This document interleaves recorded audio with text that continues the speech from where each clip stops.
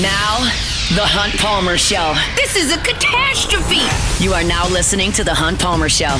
Brought to you by Renaissance Homes and Pools on 104.5 ESPN Baton Rouge. That's what I wished for when I blew out my candle. Locking down the middle of the day. Live from the Raising Cane studio. This is Hunt Palmer. The floor is yours.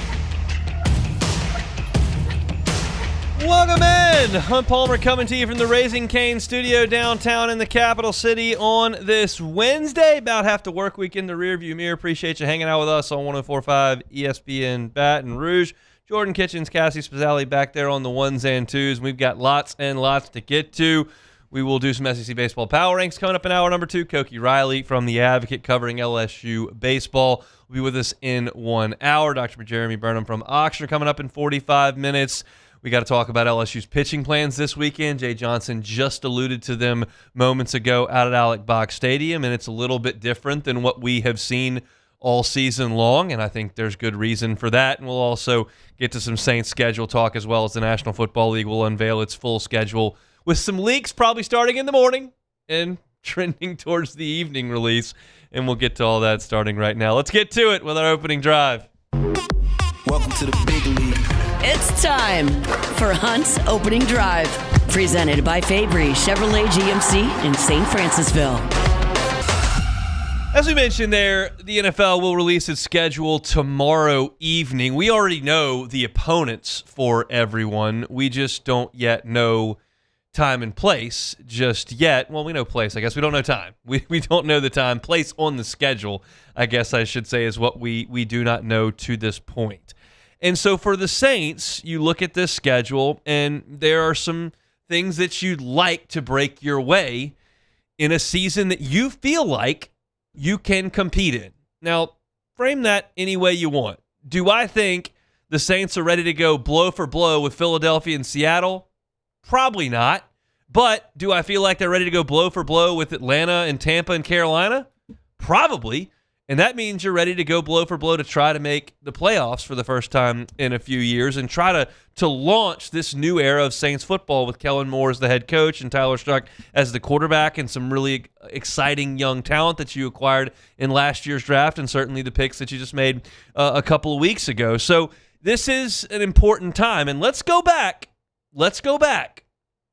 to the Thursday and Friday of this show prior to Saints-Falcons in the season finale. And I'm sitting here going, I know this has been a nice run. Get 5 wins, your quarterback's starting to do things the right way, you're winning some games late, making some plays, you like the way that your left tackle's playing, you like the way that your quarterback's playing, you got some defenders in the secondary who are making a name for themselves in their first year in the NFL.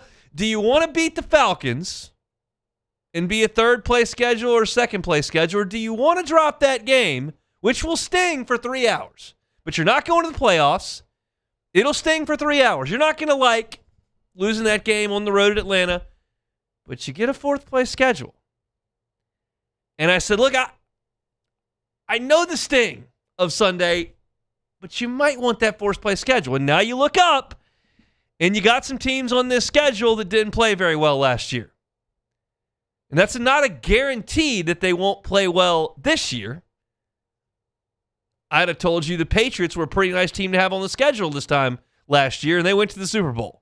So you don't know, but you look at it, and there are some favorable spots. There's no question about it. So we already know, outside the division games, who the Saints will play at home, who they'll play on the road, and they'll go to Europe and play the Steelers. At home, aside from the division, you'll get the Cardinals, you'll get the Browns, you'll get the Packers, you'll get the Raiders, you get the Vikings.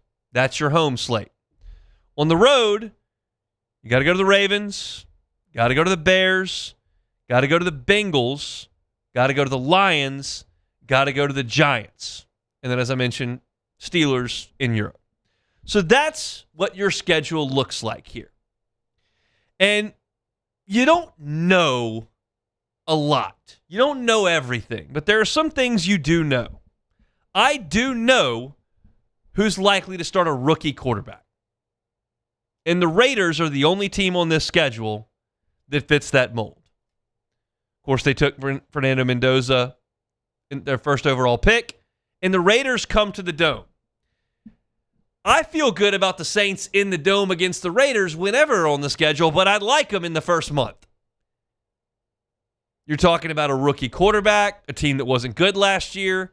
It's in your building. I'd like to play the Raiders early. That's one request I've got for this team. Now, you look at teams with new coaches. The Saints play a lot of games against teams with new coaches. Of course, you play Atlanta twice, and Kevin Stefanski's there. But you got the Cardinals on the schedule. You got the Browns on the schedule. You got the Ravens on the schedule. You got the Giants on the schedule. And you've got the Steelers on the schedule. That is 7 games against teams with a new coach. We saw the Saints last year. That's an example of a team that had no idea what it was doing early in the season and figured some things out. I know the quarterback changed. I know the schedule changed. It was front-loaded. The easier teams in the back. I'm not speaking in absolutes here, but we're talking about a discussion about what the Saints might like to have here or there. And if I'm asking, I'll take the Browns. I'll take the Cardinals. I'll take those teams earlier in the schedule with the new coach. I'll take the Giants early in the schedule with a second-year coach, with a first-year coach in John Harbaugh, and a second-year quarterback in Jackson Dart. I'd probably rather play those games early. Not an absolute, but I'm looking at 7 of them, maybe play a few of them early. And then the other thing you look for, and I've talked to former NFL players about this. I've talked to Jacob Hester about this. I've talked to my guy Brandon Taylor about this. I've talked to Jeremy Hill about this. You look at the weather, right? The Saints are a warm weather team in a warm weather division. What are the odds you got to go somewhere and play in miserable conditions? This is never an absolute. You could catch a mild day in Green Bay. You can catch a frigid day in Charlotte. You never know, right? But you look at the real potential cold weather road games. Atlanta's not. Tampa's not. Carolina, not really. The Lions are not. The other ones are. Ravens, Bears, Bengals, and Giants could be cold. Now, we're not talking about the Drew Brees Saints here. We're not talking about a shotgun offense that's constantly throwing the football. It's trying to throw for 5,200 yards. It's trying to throw for 42 touchdowns. That's not really adept at running the ball as well, that wants to protect the passer and relies on a rhythm passing game. That's not really what the Saints are. You've got a big quarterback now that's very capable of running, that's physical, has got big hands and big arm, and you've got what you think is going to be a pretty big physical offensive line. Your left tackle's huge. Your right tackle's huge. You've got a Pro Bowl level left guard. You've got an all-pro level center. You've just invested in a multi-time 1,000-yard rusher. So you should be able to go on the road and play in the cold with this offensive setup. It feels like a team that should be able to go on the road and play. So it's not as important, but I am keeping in mind that this is a group of guys that is going to practice in Metairie and play in a dome. And going up there, if it's 8 in Chicago, is not comfortable for the Bears. Trust me. Bears fans would tell you it is, but probably also not comfortable if you got a bunch of guys that live in Mandeville and Uptown and Kenner. It's 58 here and it's 9 on the lakefront in Chicago. So I'm looking at the games in Baltimore, Chicago, Cincinnati, and New York as potential cold weather games. That's kind of my ask from those perspectives. The bye week is maybe the most impactful, and we do believe that the Saints are petitioning to work the bye week and or Thursday night football around that trip overseas to play Pittsburgh. They're asking for a Thursday game before it and would probably love a bye week after it. It's not ideal to fly over there and play football. It's just not.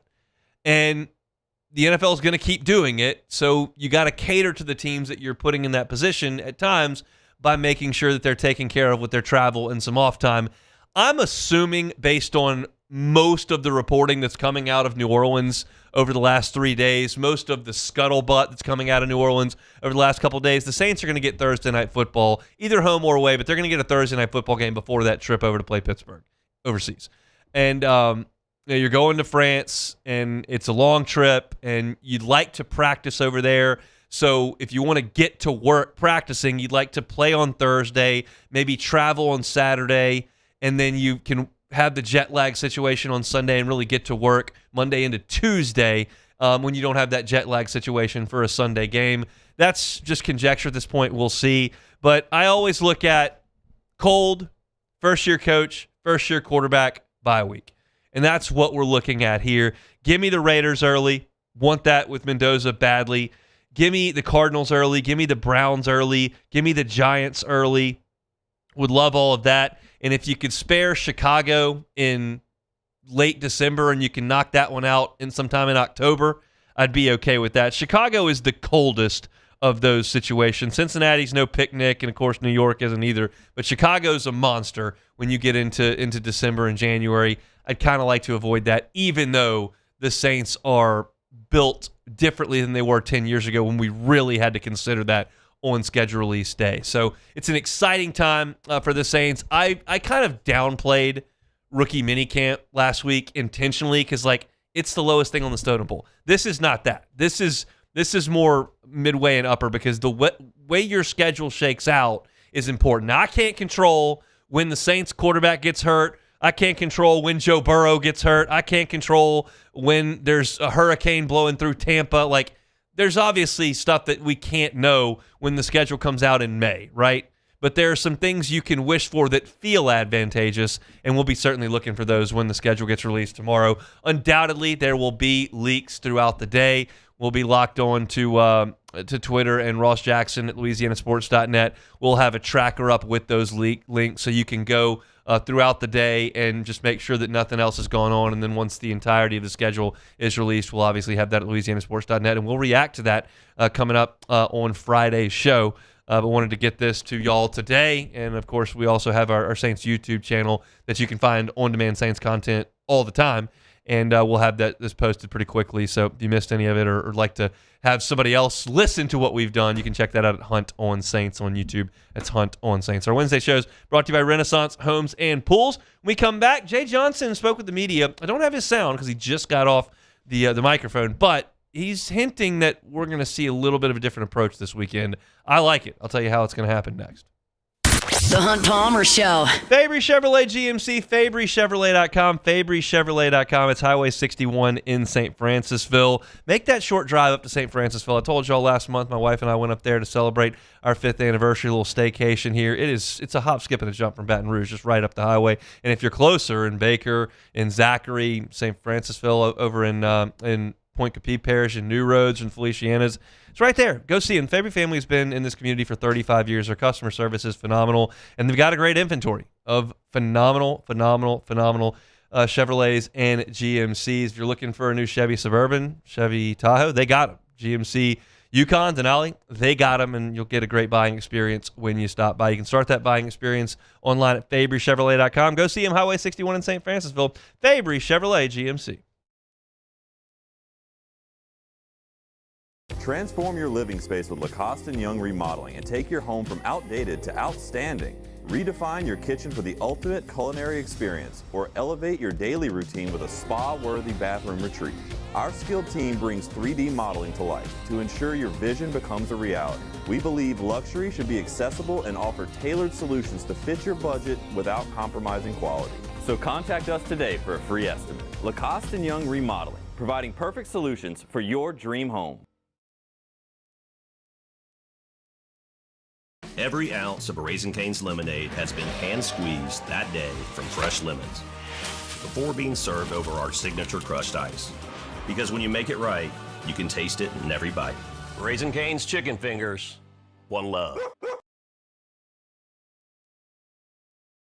At Bayou Automotive, we believe in a sales process that puts you first. We want you to experience an easy purchase with clear pricing and great service. Let Bayou Ford and Bayou Chrysler Dodge Jeep Ram be your trusted partners in finding your perfect vehicle. The crew at Bayou Automotive is going to do right by you.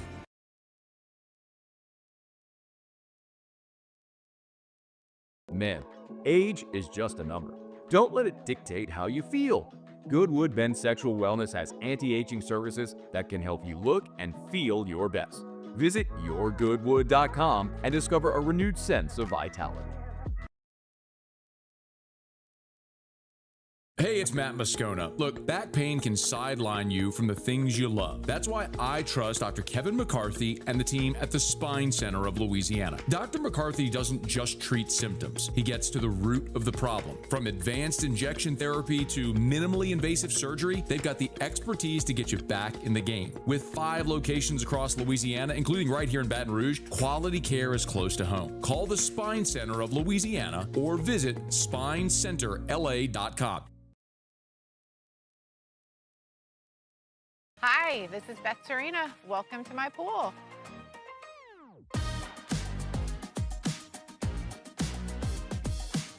The first time I saw this beautiful pool, it exceeded every expectation that I had. They were able to get everything we wanted in this pool. It is a beautiful pool. We live out here, we eat out here, we watch TV out here. This is like our living room outside. We love this pool and everything about it. When we decided to build our pool, we called a great friend who is one of the best pool builders in the country in North Louisiana, and we said, who would you choose to build a pool in Baton Rouge? And without a hesitation, he told us Russell Pools. He said their history, tradition of great builds, great pools was unmatched. So of course, who did we call? Russell Pools. The advice I would give to anyone looking to build a pool is first call Russell Pools. They'll do an incredible job. It'll be incredibly organized. It'll be time efficient. You're listening to The Hunt Palmer Show, brought to you by Renaissance Homes and Pools.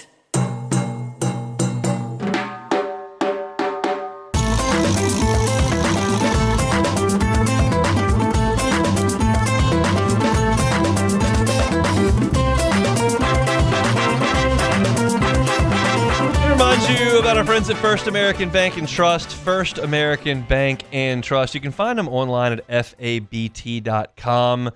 Been in our communities, I guess I should use plural there, in Southeast Louisiana for 116 years.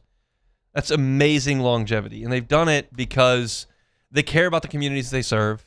They're a part of the communities they serve.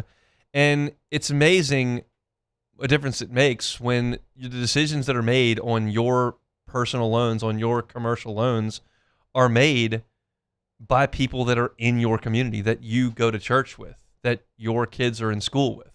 That's the case at First American Bank and Trust. All 25 of their locations right here in Southeast Louisiana. They've got their Let Freedom Fly American flag giveaway coming up. It's happening Wednesday, May the 20th, so next Wednesday, a week from today. They're going to give away 500 American flags completely free. They're 3x5 full-size flags, and you can go at the Dutchtown branch starting at 7 a.m. First come, first serve. 500 American flags over there from our friends at First American Bank and Trust to have those flags flying this Memorial Day. They're local. They care. You can check them out online at fabt.com.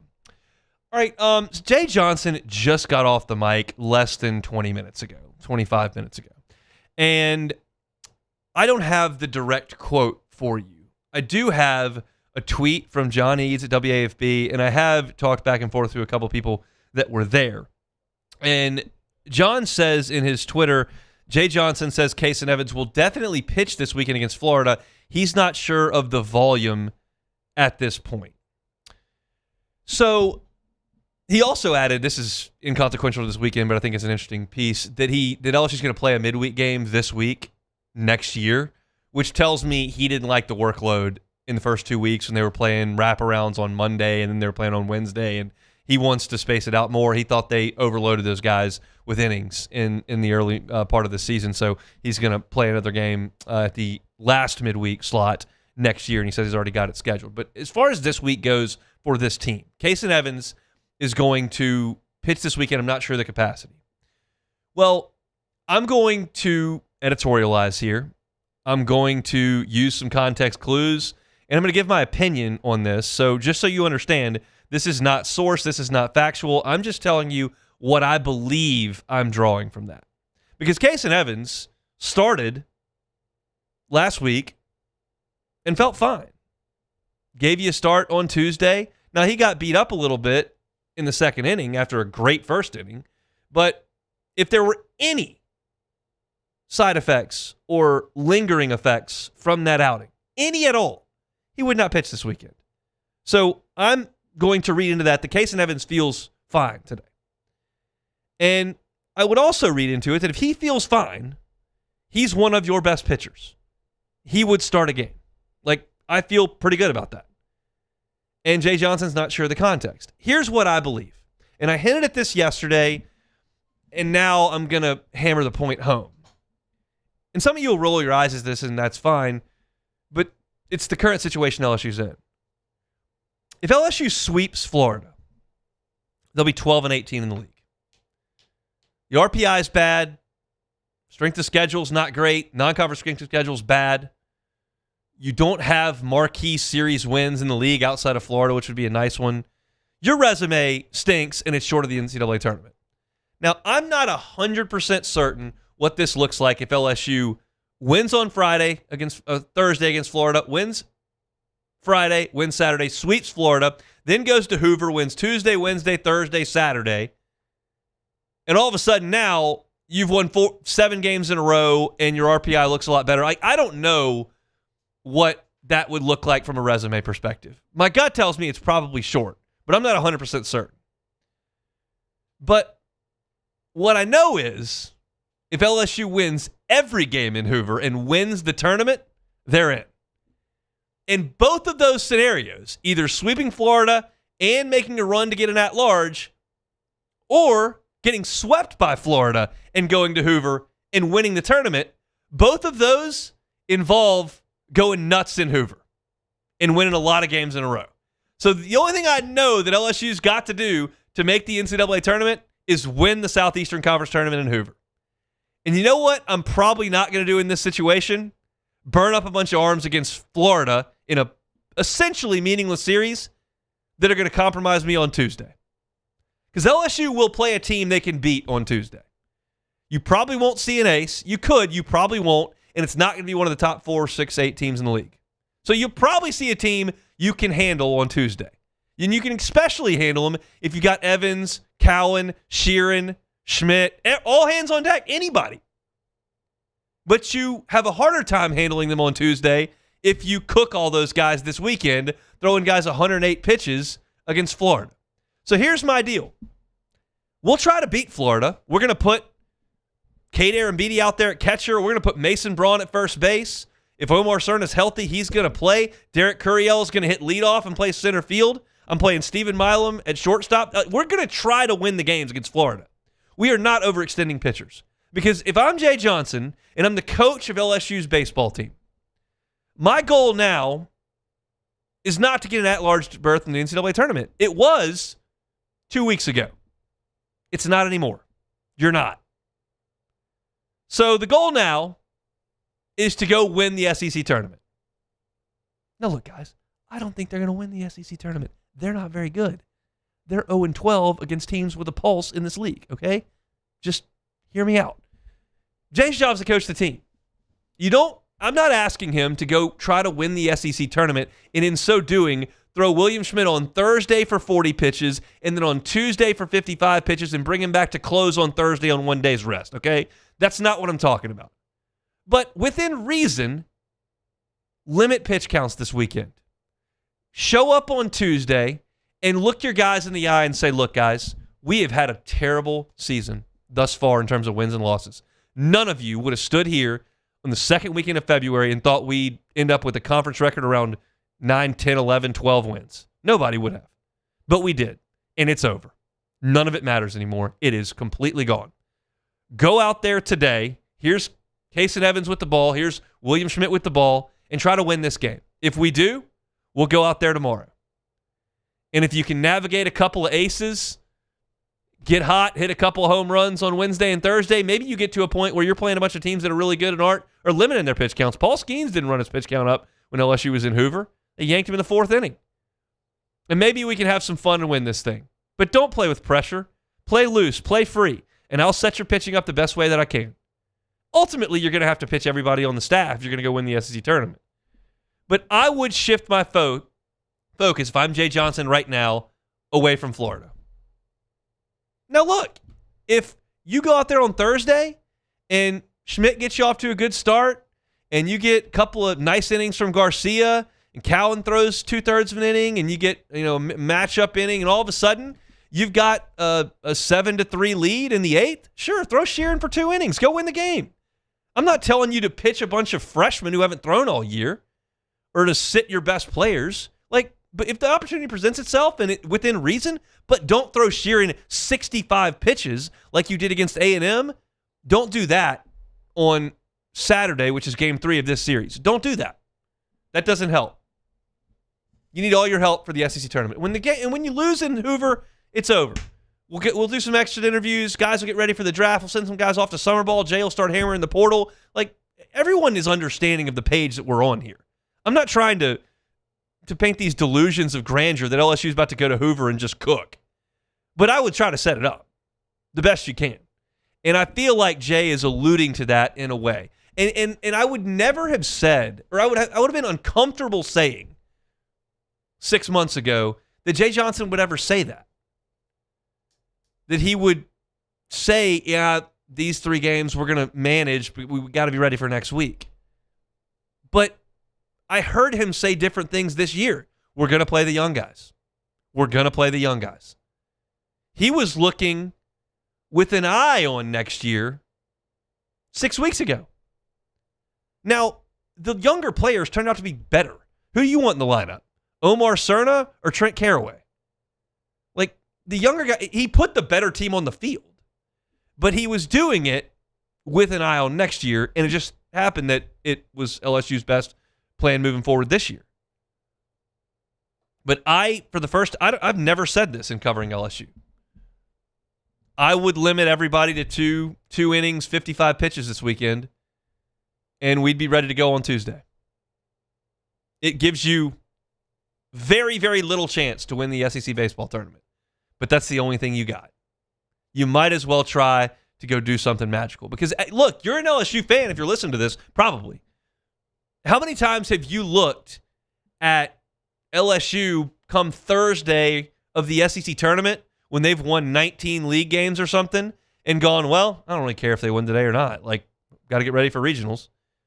LSU, if they get to Thursday or Friday, will be playing teams that feel like that. No, they're way better than LSU. And there's a reason LSU's gotten to the finals and has won this thing before. Has won it a lot because they're really good. And LSU's not really good this year. And the teams they would play when they got there are pretty damn good. But I believe that Jay Johnson will take his foot off the gas this weekend with his pitcher specifically.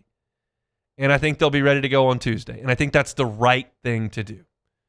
We'll see. They'll announce, I guess, tonight, theoretically, some probables. And I've already seen some interesting ones in the SEC. Like A&M's got their best starter, Sims, is dealing with a little bit of tightness. He's shut down this weekend, may not pitch. You've seen a odd look from Mississippi State this weekend that they're going with. You're seeing some teams, Arkansas shaking their rotation up. Everybody's in a different circumstance. And you're going to do things that benefit you moving forward. And for LSU, the only forward is Hoover. So that's how I would handle things. We'll see exactly what that looks like, but I have a feeling it's going to be a little bit different this time around for the Tigers. Our Wednesday shows brought to you by Renaissance Homes and Pools. They're online at builtbyrenaissance.com, builtbyrenaissance.com. We still got plenty to do here over the course of the next 90 minutes. It's What If Wednesday coming up next, so if you would like to send us a question, a what if question, fire away at our text line, 225-499-1045, brand new text line. Been great, really interactive, so appreciate y'all. If you've got a question for me, a what if for me, 225-499-1045. We'll take them, certainly get them out of the Bayou Ford chat as well. Got my SEC Baseball Power Rankings coming up in 1 hour. Koki Riley will be here in 30 minutes talking Tiger baseball as well. Don't go anywhere. We're cruising along on a Wednesday edition of The Hunt Palmer Show. The Hunt Palmer Show. Lifetime Roofing, lifetimeroofingla.com, lifetimeroofingla.com. I've been telling you for months and months about the lifetime workmanship warranty that Lifetime Roofing offers, and they do, and that's why you should sincerely give them a look when it's time for a new roof.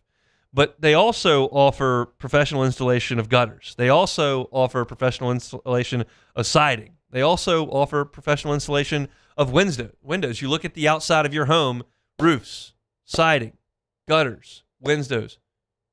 Lifetime Roofing handles all of it. So check them out online at lifetimeroofingla.com. If you need financing, they've got it for you. 0% up to 18 months. Even if you've got a deductible on your roof, that you'd like to finance because you've got a sizable 2% on a large roof or whatever the case may be, they can help you with financing in that way as well. They're based right here in Baton Rouge, can help you out all across the I-10 corridor into Texas, over to Houston, anywhere in South Louisiana. It's Lifetime Roofing. Find them online at lifetimeroofingla.com. At Parrish, we take pride in building roofs that last, because in Louisiana, toughness isn't just on the court, it's in your home too. Parrish Construction and Roofing. ParrishBuilt.com.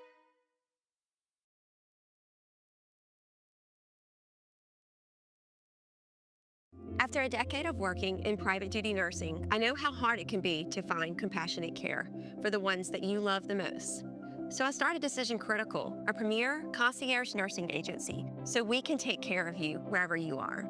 Our highly skilled nurses provide exceptional care from the comfort of your own home, with personalized packages for short-term, long-term, or even around-the-clock care. Visit us at decisioncriticalbr.com and give us a call today to get started.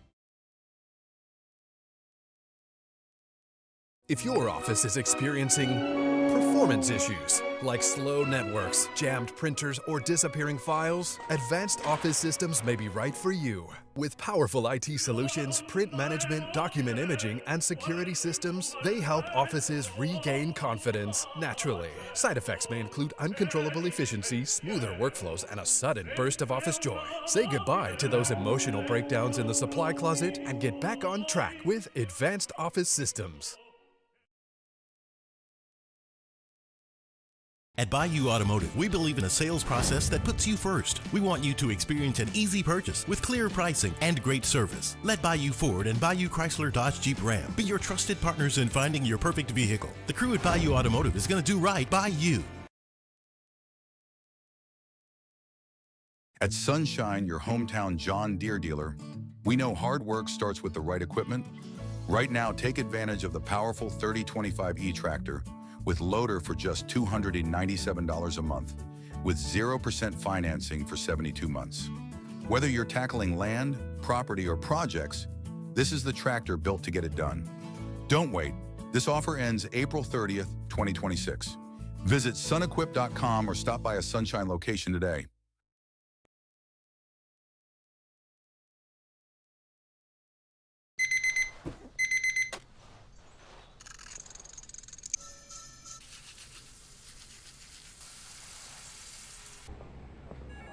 Sometimes you ignore the signs, even when they're right in front of you. Problem gambling isn't always easy to spot. Know the signs. Set your limit. Learn more about healthy gambling habits by visiting us online or text or call for free confidential help now.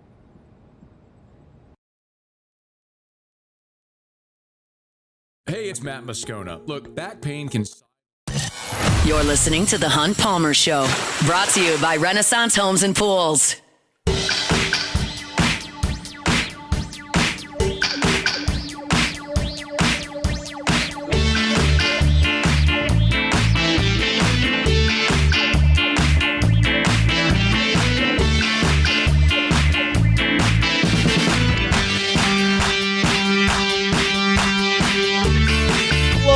Telling you about my friends Neil and Melissa Boudreaux over at Boudreaux's Electrical Services. Neil and Melissa have been at this for 40 years.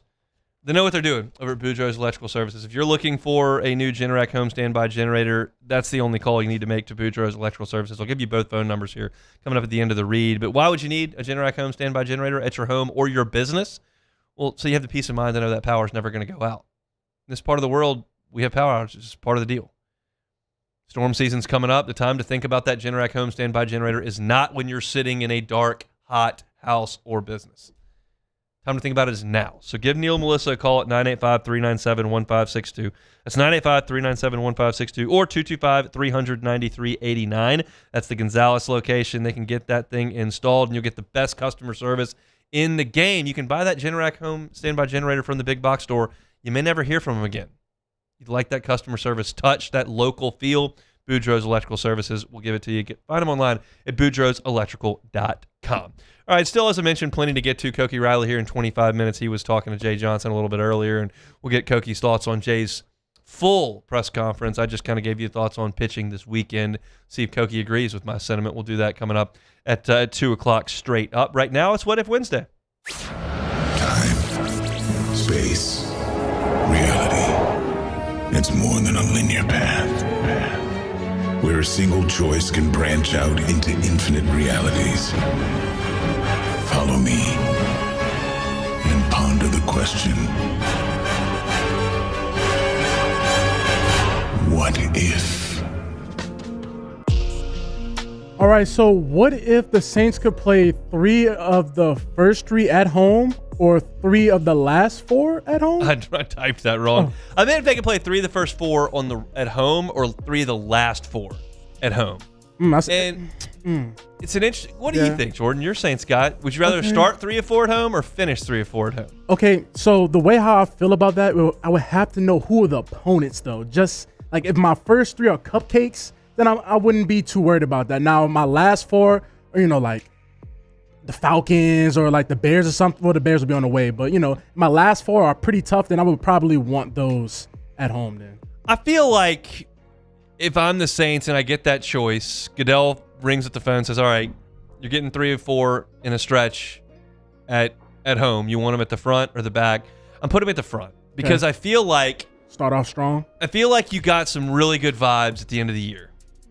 And I feel like you're going to have some really good vibes in camp. And if you can go out there and start 3-1, you're all of a sudden off to a great start. It's great to have those in your back pocket at the end, but at what cost? If you're playing some of the better teams up front and you drop some games early, then maybe just like last year, you had a great run at the end, but you were already so far sunk that it didn't matter. So I think it's important for the Saints to get off to a good start. I think it's for confidence for Shuck, confidence for Kellen Moore, confidence 100%. In the locker room.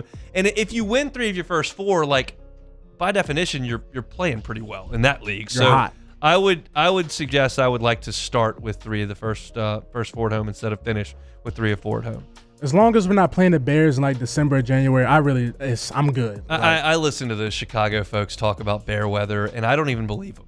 I don't think they talk about how great it is and how they love it. I don't believe that they like that. Oh, no way. No way. That Rams game, there's no way in the world you like that. So what if Allen Graves isn't a first-round pick? Then he's going to be either Duke or LSU, and I think there's a good chance he ends up at LSU. Okay. It's being reported, Jeff Borzello said today that he was at the NBA scouting combine, and that his preference is to be a first-round pick, get a guaranteed contract in the league, and start his professional career. Yeah. If you're not, then you can obviously go to college and do it that route. Once upon a time, if you went into the draft, you were done with college. Now, I don't know if he's a second-round pick. I guess he didn't just come on to LSU or Duke.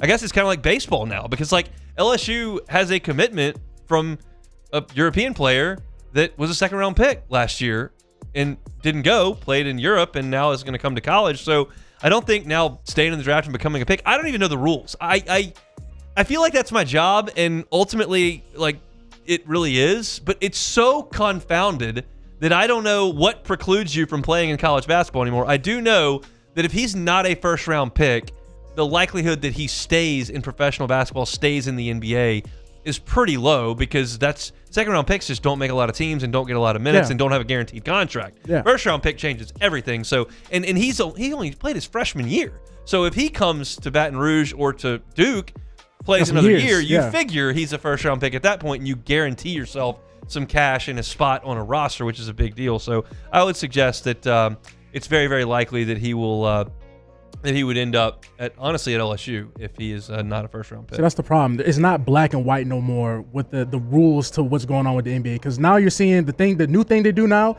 is they enter the portal, enter the draft. They all do that at one time. Yeah. They get the draft grade back. They don't like it. Then they go back into the portal and go back to school. Like, what is that?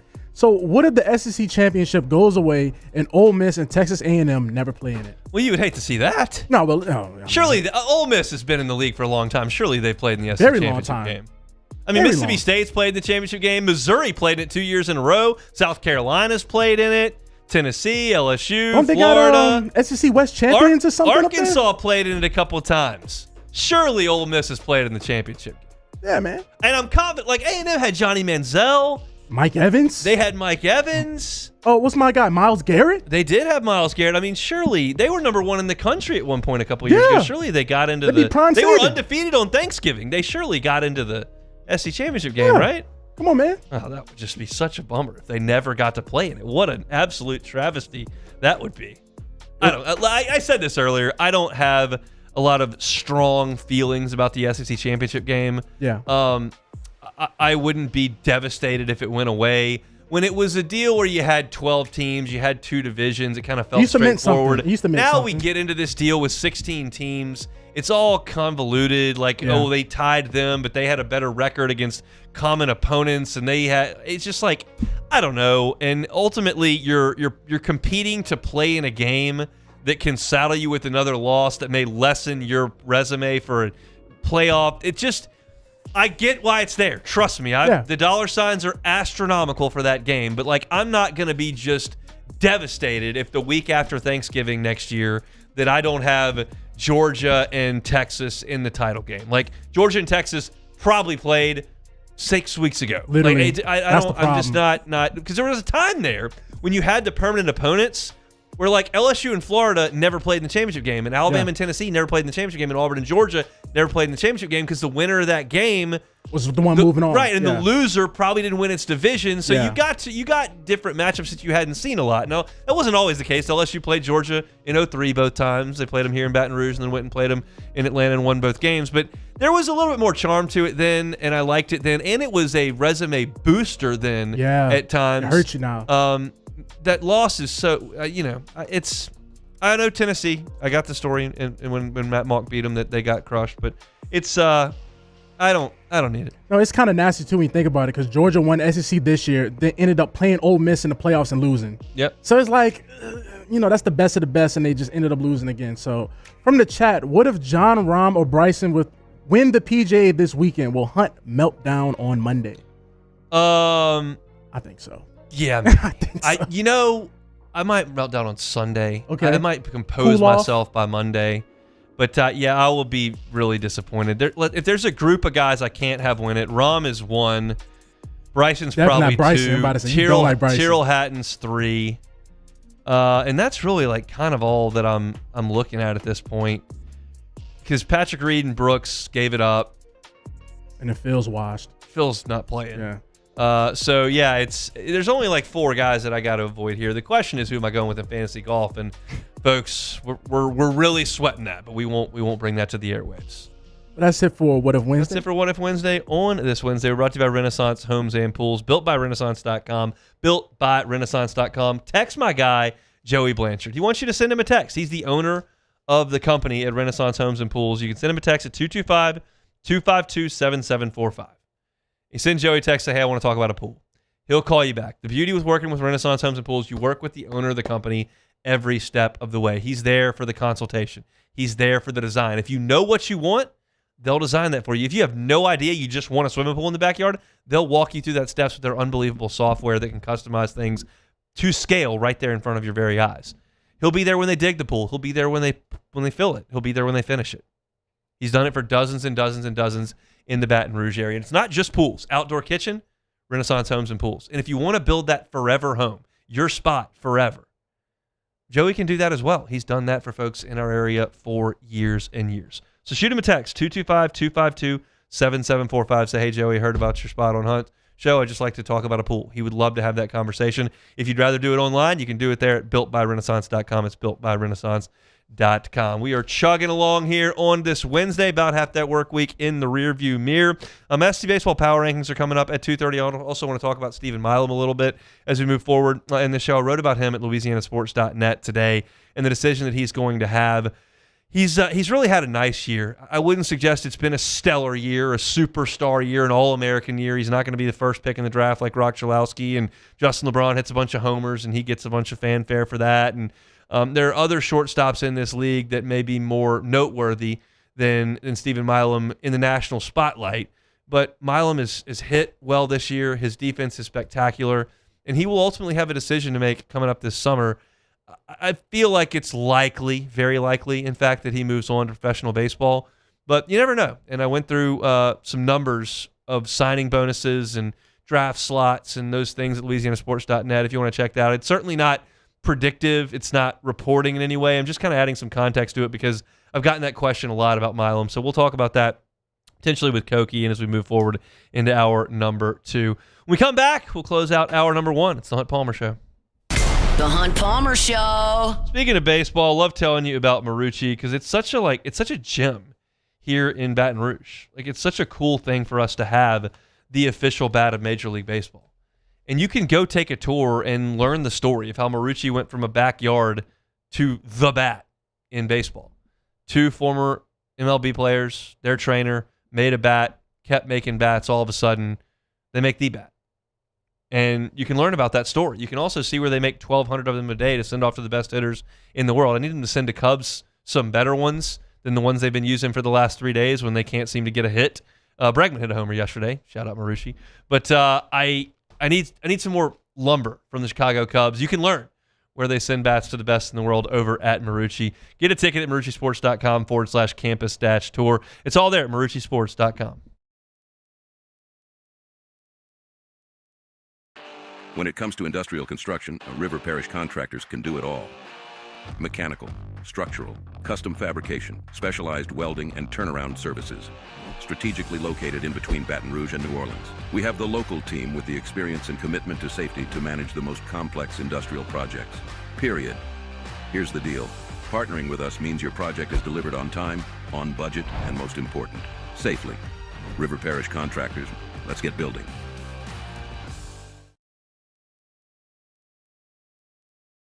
At Bayou Automotive, we believe in a sales process that puts you first. We want you to experience an easy purchase with clear pricing and great service. Let Bayou Ford and Bayou Chrysler Dodge Jeep Ram be your trusted partners in finding your perfect vehicle. The crew at Bayou Automotive is going to do right by you.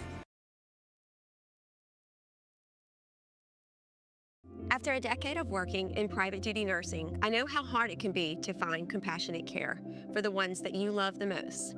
So I started Decision Critical, a premier concierge nursing agency, so we can take care of you wherever you are. Our highly skilled nurses provide exceptional care from the comfort of your own home with personalized packages for short-term, long-term, or even around-the-clock care. Visit us at decisioncriticalbr.com and give us a call today to get started. Every Raising Cane's chicken finger is marinated, battered by hand, and cooked to order to perfection. We don't have heat lamps, because when you make it right, you can taste it in every bite. Raising Cane's chicken fingers, one love.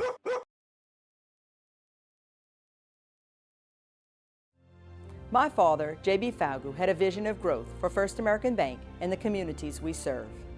The bank's foundation was built on his legacy of compassion, loyalty, and dedication. Through his years of leadership, First American has prospered to heights even J.B. could not have imagined.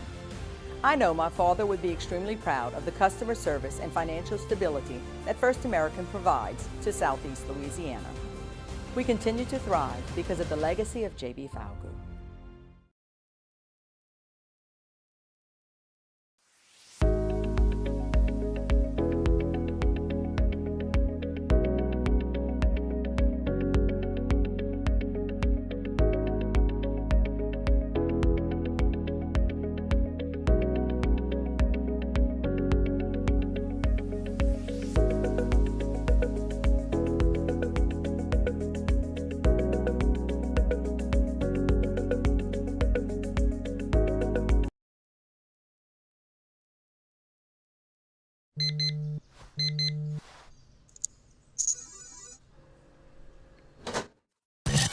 You're listening to The Hunt Palmer Show, brought to you by Renaissance Homes and Pools.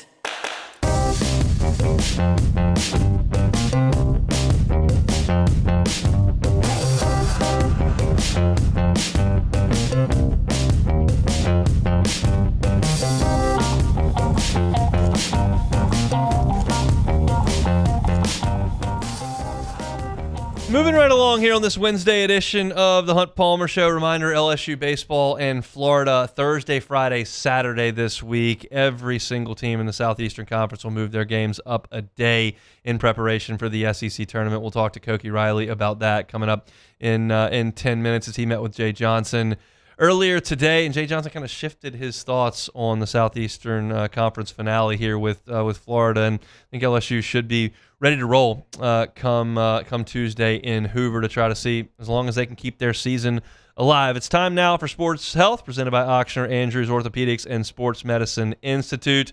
Time to chat now with our good friend Dr. Jeremy Burnham from Ochsner. Dr. Burnham, how are you? I'm doing great. Good afternoon. Good afternoon. Reminding everybody that coming up this Saturday, May 16th, so coming up here in a couple of days, 8 a.m. to noon over at Elite on Burbank, Ochsner Orthopedics and Sports Medicine is going to be offering physicals for those who are looking forward to sports that require those in the upcoming school year. Such a great deal for y'all to do those no-cost physicals. Everybody got to show up with a guardian and that permission slip. But it's something that Ochsner does so well is to get out into the community and serve. Why is it important for y'all to be so visible, especially with our youth athletes? Yeah, our vision and our mission statement is to improve the safety of the athletes in our community. This is for high school athletes, for middle school athletes going into high school. And, these pre-participation physical exams are important every year. There's some things that we catch that we're able to intervene on and improve the health of those athletes that are participating in the following fall. We also do some injury prevention screening as well. So in addition to medical issues that we're looking for, we're also trying to identify patients that have, some risk factor for getting injured and try to intervene on that. And so it's just a community service. It's a great opportunity to come out, meet the team, and get everything ready for next season. What kind of things are y'all looking for when y'all go through those physicals with young athletes? Yeah, it's really head to toe. It doesn't just involve the musculoskeletal system. We do musculoskeletal screening. We're looking for any abnormalities there, maybe, range of motion issues that can be worked on prior to the next school year starting. But we also screen heart and lungs for different medical conditions. We always talk about like head, heart, and heat. And those are the big things we're trying to both educate the patients and their parents on, but also look for anything that may be a predisposing factor. So we have medical experts out here. We have orthopedic experts. We have physical therapists. We have athletic trainers. We really have the whole gamut. That was one of the things that was on my list to talk about, because now we've gotten into the middle of May and we understand what's coming in our part of the world, and that's just intense heat. We talk about prevention all the time here with you, and a lot of times it's with ACLs or with UCLs and throwing, but heat is something that we've got to deal with as much as anybody down here. How important is the wrong word, but I know that y'all are helping parents and coaches every step of the way to make sure that they're taking every measure possible in these summer months. Yeah, it's probably maybe the single most important thing when we think about our athletes out there. And you think back years ago, maybe we didn't have the education and understanding that we do now, but now we're really learning just how dangerous it can be. Obviously, we're in South Louisiana. That's about as hot and humid as anywhere in the country. We have different ways that we're able to screen how dangerous the time is. And, as you probably know, like in high school football, it actually affects what goes on during the summer and those first few weeks of the season in terms of when they can practice, because we're trying to make sure that they're practicing during periods of time that are not the peak heat and humidity times. So that's a big part of it. Another part is early recognition. And, we spend a lot of time trying to educate, the coaches, parents, anybody that may be out there on the sideline during a practice. Early recognition of heat illness is key. Rapid cooling is something that we talk about a lot. We work with all the schools that we go to implement a system where they have a cooling tank and they have good thermometers and a good way to gauge people's core temperature. And then we have protocols in place called emergency action plans and heat protocols. And so if somebody does show signs or symptoms of heat illness, that people can spring into action quickly, because that's probably the most important thing. And certainly in the community and the area that we live in, this is something that is a lot more common than we want it to be. Really trying to get out there, get the word out there, train people, and change the way that we address these early, or I guess late summer and early fall practices. Reminder at 5444 Burbank here in Baton Rouge, the Ochsner Orthopedics and Sports Medicine Institute at Elite Training. Sports physicals this Saturday, 8 a.m. to noon. Just bring your guardian and that permissional slip. If you've got a sport that's coming up that you need, get that physical done for you. You can knock that out at no cost coming up this Saturday. And Dr. Burnham also wanted to recognize one of y'all's own that was recognized earlier on this month. That's right. I want to give a shout out to Dr. Julie Newman. She's one of my colleagues over here. She's an orthopedic surgeon. She is dual board certified and dual fellowship trained, which is really rare. So she did her whole orthopedic surgery residency, which is 5 years after med school, but she also did a fellowship in sports medicine for a year. and then went and did another fellowship in foot and ankle. So she's extremely talented. She's from Louisiana, from Baton Rouge, practices here at the Grove at Ochsner, and she was just awarded the best doctor in the 225 awards. So just super proud of her, glad to be on the team with her. She's an athlete herself, does endurance sports, and was a collegiate athlete. And so she's really a tremendous asset to the team, and I'm glad that she was able to get that recognition. Incredible stuff for Dr. Julie Newman, who has been on our show multiple times, best doctor in the 225. Fantastic stuff over there at Ochsner. Dr. Burnham, we appreciate the time. We'll talk in a couple of weeks, and best of luck with everything that goes on Saturday. It's awesome stuff. Have a great one. Thank you. That is Dr. Jeremy Burnham from Ochsner. They'll be out there at Elite coming up 8 to noon on Saturday. If you need a physical, get on by and see them over there at Ochsner. That's it for hour number 1 here. Fast moving on this Wednesday edition of the Hunt Palmer Show. Started things looking at the Saints schedule, which will be released tomorrow. Catch that at Hunt on Saints. Some Jay Johnson pitching comments. It's What If Wednesday before closing out the hour. We'll take a timeout for local and national headlines and Sports Center. We'll get Koki Riley talking baseball next. The Hunt Palmer Show. Gotros Outdoor Power. Gotros Outdoor Power. 2 locations. Right here in Baton Rouge on Airline Highway and one in Gonzales. National Hustler Dealer of the Year 2 of the last 3 years. If you're looking for a Hustler zero-turn mower, no place you need to go other than Gotros Outdoor Power. They've got the largest Hustler inventory in the state by far, and they give that customer service touch that you're looking for from that local company. The Gotro family's been in charge there for 22 years. And look, if you need a new zero-turn, but you don't have the trailer, well, they can get it taken to you. That's part of the customer service. If you need parts, they've got trucks on the road all the time. They got the largest parts inventory in the state. They will take care of you long after you buy that zero-turn mower. So go see them on Airline Highway. They've got a huge inventory there. They've also got a great showroom and inventory in Gonzales as well. It's grass growing season. That means it's grass cutting season. Need something to cut that grass? Gotros Outdoor Power. Hi, I'm Mitchell Meredith with Locke Meredith Sean Fagan and Associates. We take great pride in educating our clients about their rights. Whether you're injured at work or while you drive, call our office at 272-5555. Knowledge is power, and you should know your rights after an injury. Hi, I'm Sean Fagan of Locke Meredith Sean Fagan and Associates. When insurance companies have been unfair, we've never been afraid to go to trial. Fighting hard to protect your rights, we never settle a case out of convenience. We only settle when it's right for you. Whether you hire us at all, give us a call. Investing in a new roof doesn't have to be overwhelming. At Pelican Roofing, we offer 0 interest for 21 months because everyone deserves a safe, secure home. Trusted, local, affordable. Pelican Roofing, making quality roofing affordable for South Louisiana families.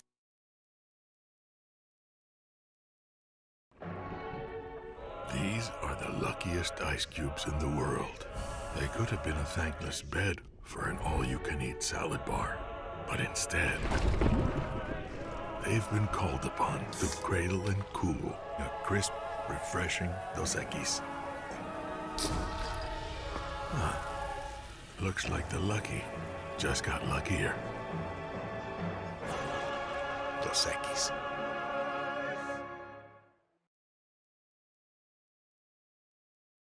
At Sunshine, your hometown John Deere dealer, we know you deserve value when you purchase equipment. Right now, take advantage of the powerful 3025E tractor for just $297 a month, with 0% financing for 72 months. Tractor packages with a trailer also available. Whether you're tackling land, property, or projects, get your job done. Don't wait. This offer ends June 30th, 2026. Some restrictions apply. Visit sunequip.com or stop by a Sunshine location today.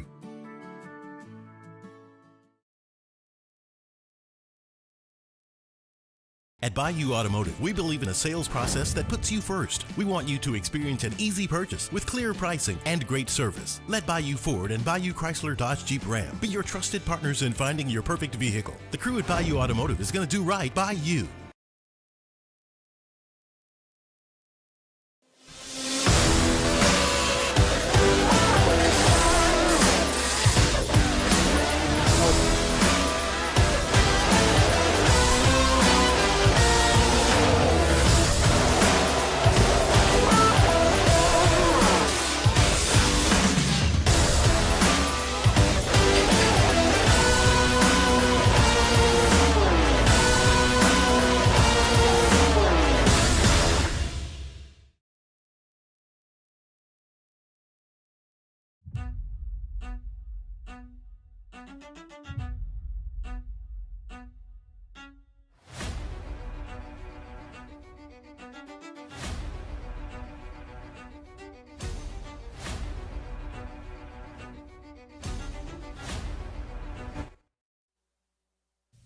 This is SportsCenter.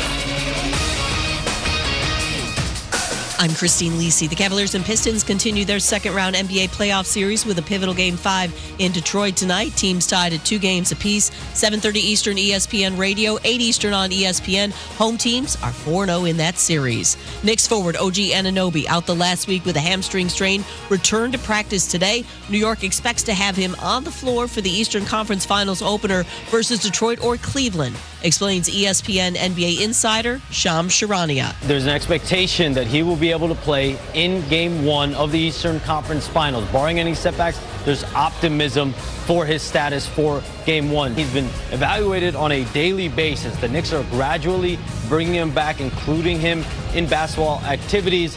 Islanders defenseman Matthew Schaefer won the Calder Memorial Trophy as the NHL's Rookie of the Year. The 18-year-old is the first unanimous choice for the award since Hall of Famer Teemu Selanne with the Winnipeg Jets 33 years ago. Avalanche can move on to the NHL's Western Conference Final with a win versus the Wild in Game 5 of their second-round series tonight. Hey, it's your resident Super Bowl champ, Chris Candy. Coming up Thursday, we'll react to the NFL schedule release, and I'll tell you which early season matchup I'm most excited about. It's Unsportsmanlike, 6 a.m. Eastern, right here on ESPN Radio, ESPN2, and ESPNU. Now, The Hunt Palmer Show. This is a catastrophe. You are now listening to The Hunt Palmer Show, brought to you by Renaissance Homes and Pools on 104.5 ESPN Baton Rouge. That's what I wished for when I blew out my candle. Locking down the middle of the day, live from the Raising Cane studio. This is Hunt Palmer. The floor is yours. Hour 2, Wednesday edition of the Hunt Palmer Show, brought to you by Renaissance Homes and Pools. Officially half that work week in the rear view mirror, working towards the weekend. Appreciate you hanging out with us. Got some SEC baseball power rankings coming your way in 30 minutes. Koki Riley covers the Tiger baseball team, at least for the next couple of weeks. He joins us on Wednesdays, joins us now on the Jim's Firearms Hotline. Koki, how are you? Doing all right. How's it going? It's going well. Paint the picture in Athens for me. LSU came out swinging on Friday, and after that did not have a lot of success. What did it look like from in person to you? It looked like batting practice. Yeah. It looked like Georgia knew. I wouldn't say Georgia knew what was coming, but like it felt like Georgia knew what was coming in terms of laying off the stuff that they weren't going to drive.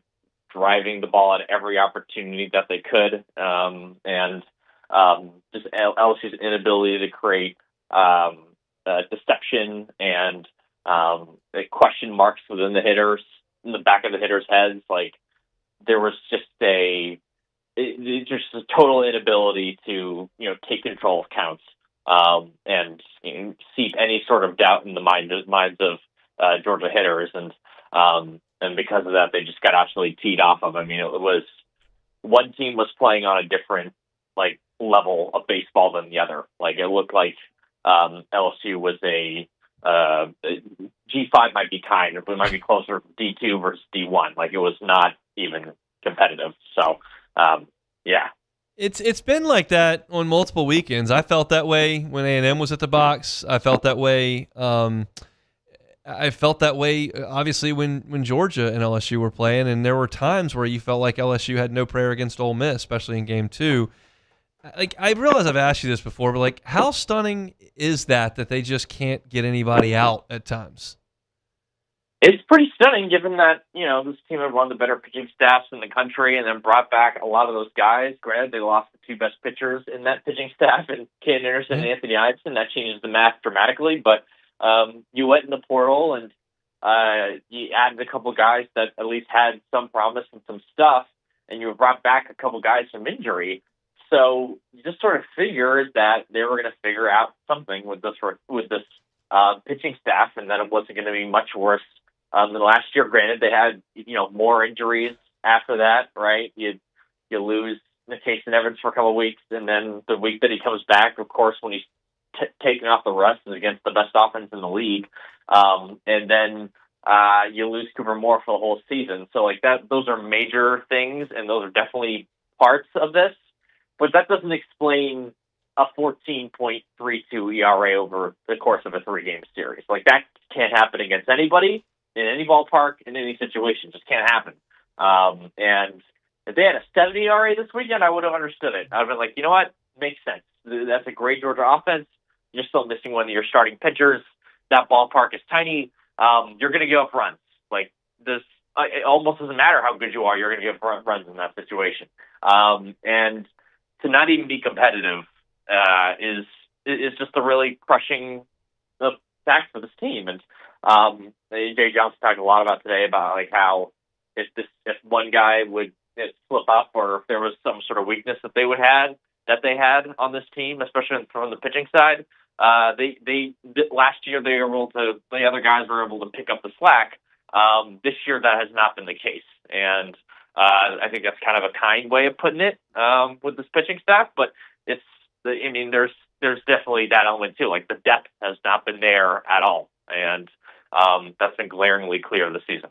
How do you weigh the fact that they're going to lead the SEC in strikeouts in the regular season with this pitching staff that has gotten bashed around so heavily? Like, how do you weigh those two things together? Yeah, I was looking at the numbers a little bit earlier, and yeah, they're going to lead the SEC in strikeouts. They have a pretty clear lead against everybody else, and it's not like Florida has this amazing offense. So, the fact that it is a wild thing to say. But I think it shows that they have talent on this team. I think it shows that it's not like they recruited guys who were totally overblown in terms of the stuff that they have. The problem is that they need to raise the floor of this pitching staff. Like they've always kind of flirted with these high ceiling, low floor guys for years now, and it's mostly worked for them. If we're looking at like a 3, even 4 year sample, really going back to when they added Wes Johnson and they brought in Paul Skeens, and they bring in these guys with really good stuff like Thatcher Hurd, and like those guys are not great. Those pitchers aren't great examples because they probably had higher floors. But it's the high stuff, low floor reliever. It's a guy like Connor Benju might have trouble throwing strikes, but he's got a really good fastball. That sort of archetype of guy, instead of going for the Riley Coopers, Nate Ackenhausen. They've had a few of those guys, but they really have more leaned on the kind of the high variance, big stuff guys. Maverick Rizzi is kind of a perfect example of that. And this year, the floor just fell out, and you see that in the walks, you see that in hit by pitches. You see that in just the regression of a lot of different guys. That isn't the case with every single pitcher they have. Like Cooper Williams has gotten shelled in part because he's throwing the ball over the plate too much. Same kind of goes with Gavin Guidry. But I think, they lead the league in walks. They lead the league in wild pitches by a mile. And when you're just giving up free bases like that routinely, whether it's guys advancing first to second or second to third, or just putting guys on base, you're putting yourself more prone to when the hit comes or the homer comes to hurt you even more. And that's exactly what happened this season, because if you look at the hits and the homers, they haven't really given up that many hits. They haven't given up a ton of homers. They're like kind of middle of the league in those categories. So it's not like the contact hasn't been quite as bad as you think it is, or what it's felt like at times. And that goes for both in-conference stats and just the season as a whole. The problem has been the walks. The problem has been the hit by pitches. The problem has been just the self-inflicted wounds of a staff that clearly needs to raise the floor and get some more guys who can just get it over the plate and induce more weak contact. I'm not saying the strikeout isn't important. Strikeouts are good generally. They just need more floor raisers on this team. Jay Johnson spoke today about Kason Evans' health and kind of about what the pitching plan may look like in some way this weekend. What did you glean from the head coach's press conference today? Yeah, what I gleaned from is that they got to save one of these starters for Tuesday, and that's why they did not list the starting pitcher for tomorrow's game. My guess is that they're going to use both Evans and Schmidt. I don't think you want those guys not throwing for a week and a half before you get to the SEC tournament on Tuesday. So that's why I think they're going to kind of use those guys in tandem tomorrow. They did list starters for Friday and Saturday. Marcos Paz is throwing Friday. Zach Cowan's throwing Saturday. If they win on Tuesday and Wednesday, those guys would theoretically be available on Thursday and Friday, or Thursday and Saturday, depending on how the bracket comes out. And because you do get a day off in there, even though you got to win, go 5-0 and 6 Right. at the tournament. So I think that's kind of what they're going to go for. Then I don't think you're going to see that much of Devin Sharon this weekend. I don't think you're going to see a ton of Grant Fontenot this weekend. They're going to pitch, but I don't think they're going to throw 4 innings, or that's not going to be like the South Carolina weekend where you're really leaning on those guys to finish off the game.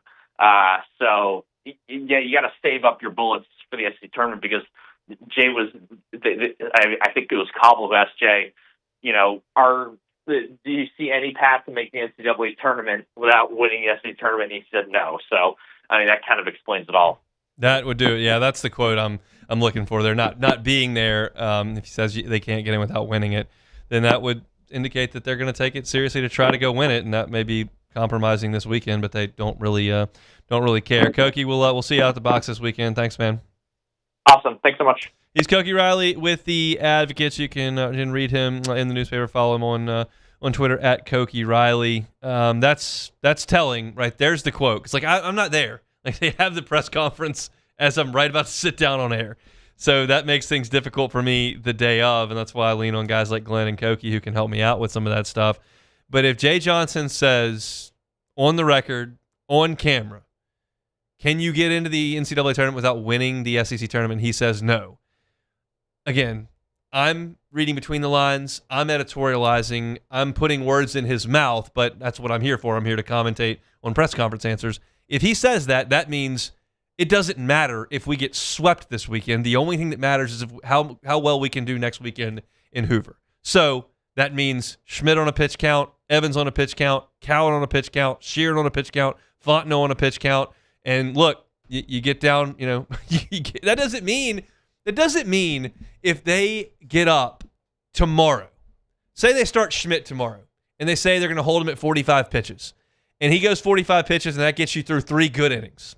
And then they go to, Santiago Garcia, and then they go and Fontenot gives them an inning, and then they've got a 2-run lead in the 8th. Like, yeah, you can go to Sheeran there. It's not like they're going to completely punt the weekend, but they're also going to be smart about it. They're going to go ahead and say, hey, these games are meaningless for our at-large purposes.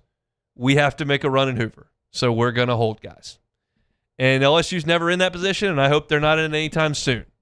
But that's the situation. And truth be told, like, if I'm Jay Johnson, and let's just take it, I'm not Jay Johnson. I'm Hunt Palmer, fan of LSU baseball who wants them to win. That's who I am.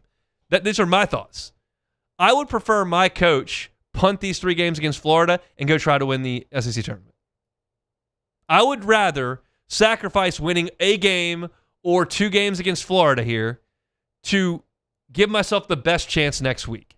That's not to suggest I'm confident in their chances next week, okay? I'm not. I'm not confident in their chances. I'm not confident in their game on Tuesday, and I don't even know who they're going to play. But I'd like to give yourself the best chance.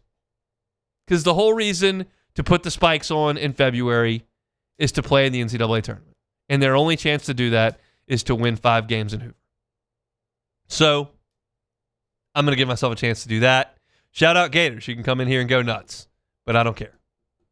9 wins in the league, 8 wins in the league, 11 wins in the league, all the same.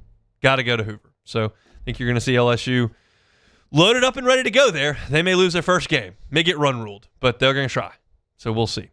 All right, we're moving right along here. Wednesday edition of the Hunt Palmer Show. We got a lot of LSU baseball to talk about. We're going to get to some SEC baseball power rankings as well. I've got some stuff on LouisianaSports.net too with LSU basketball and what they're looking for. So we'll hit a grab bag of topics here in our next segment. Come back with us, Hunt Palmer Show. The Hunt Palmer Show. One Bath and Closets. OneBathAndClosets.com is the website. David Vaughn and his team, 30 years redesigning and remodeling bathrooms and closets. Look, safety is a big deal in the bathroom, especially as folks age. And you can't take that risk away. But what you can do is mitigate it. And David and his team do this kind of stuff all the time.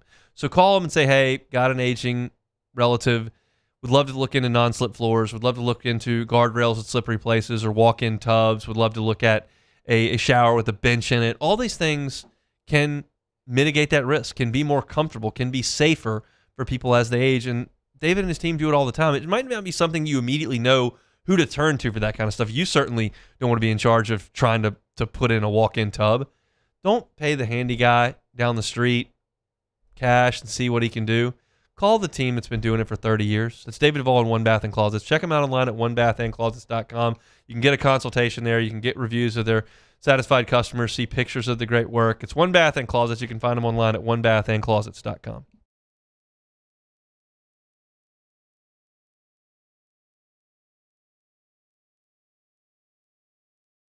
If your office is experiencing performance issues like slow networks, jammed printers, or disappearing files, Advanced Office Systems may be right for you. With powerful IT solutions, print management, document imaging, and security systems, they help offices regain confidence naturally. Side effects may include uncontrollable efficiency, smoother workflows, and a sudden burst of office joy. Say goodbye to those emotional breakdowns in the supply closet and get back on track with Advanced Office Systems.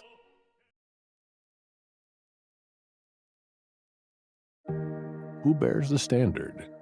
Who sets the bar? It's not those satisfied by low-hanging fruit or by taking it easy. No, the standard is set by the best of us, by those who work hard. Dig deeper.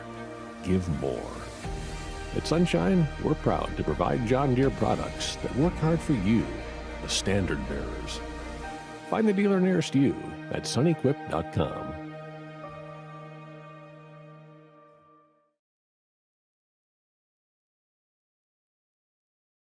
As a business owner, you're always focused on how you can improve the bottom line.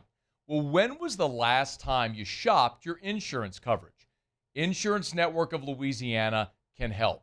If you're a business owner, let my friends at Insurance Network of Louisiana see if they can find you better coverage for less money. They always offer exceptional customer service and partner with only the best providers. So check them out online today at lainsurance.net.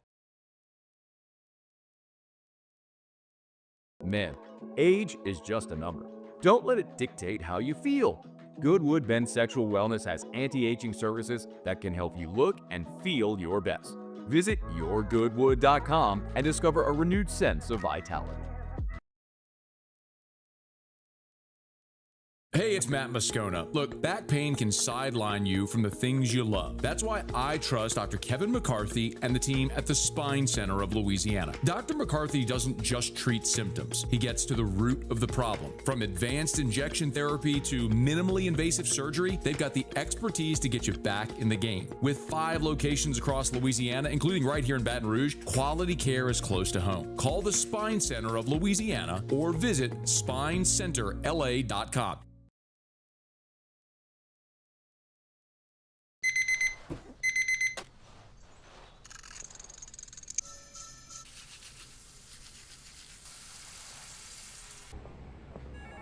Sometimes you ignore the signs, even when they're right in front of you.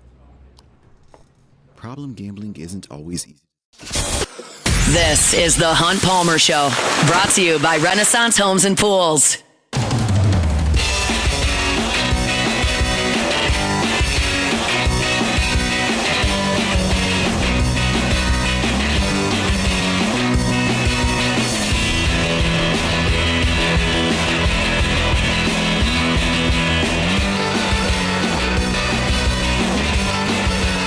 For those just jumping in the vehicle that may have missed our conversation with Dr. Jeremy Burnham in hour number 1, I want to remind, especially parents, that cost-free physicals coming up this weekend at Ochsner.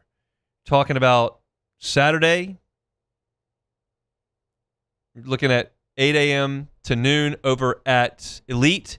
If you're looking for a physical for sports that are coming up, you can make that happen at Auctioner over to Elite on Burbank. Just come with an adult, come with that permission slip signed, and you'll get that sports physical for your middle school athletes heading to high school or your high school athlete if they're looking into an activity that's going to require that in the next school year. This is an incredible opportunity. Auctioner does such an amazing job of impacting the community in so many different ways, and this is just one of the ways. So if you can get by Elite on Burbank coming up this Saturday, they certainly would welcome you there to get that physical taken care of, courtesy of the folks over at Auctioner. So certainly appreciate them for being part of our shows every other Wednesday and for making things like this happen for our community.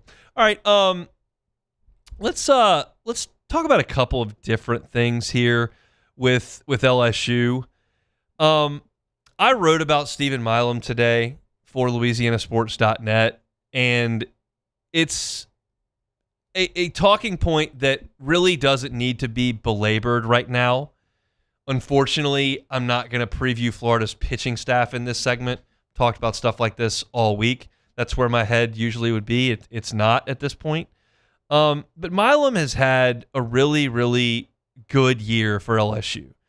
Defensively, you understand how great he's been. He's made 2 errors in 193 chances. 2 errors in 193 chances.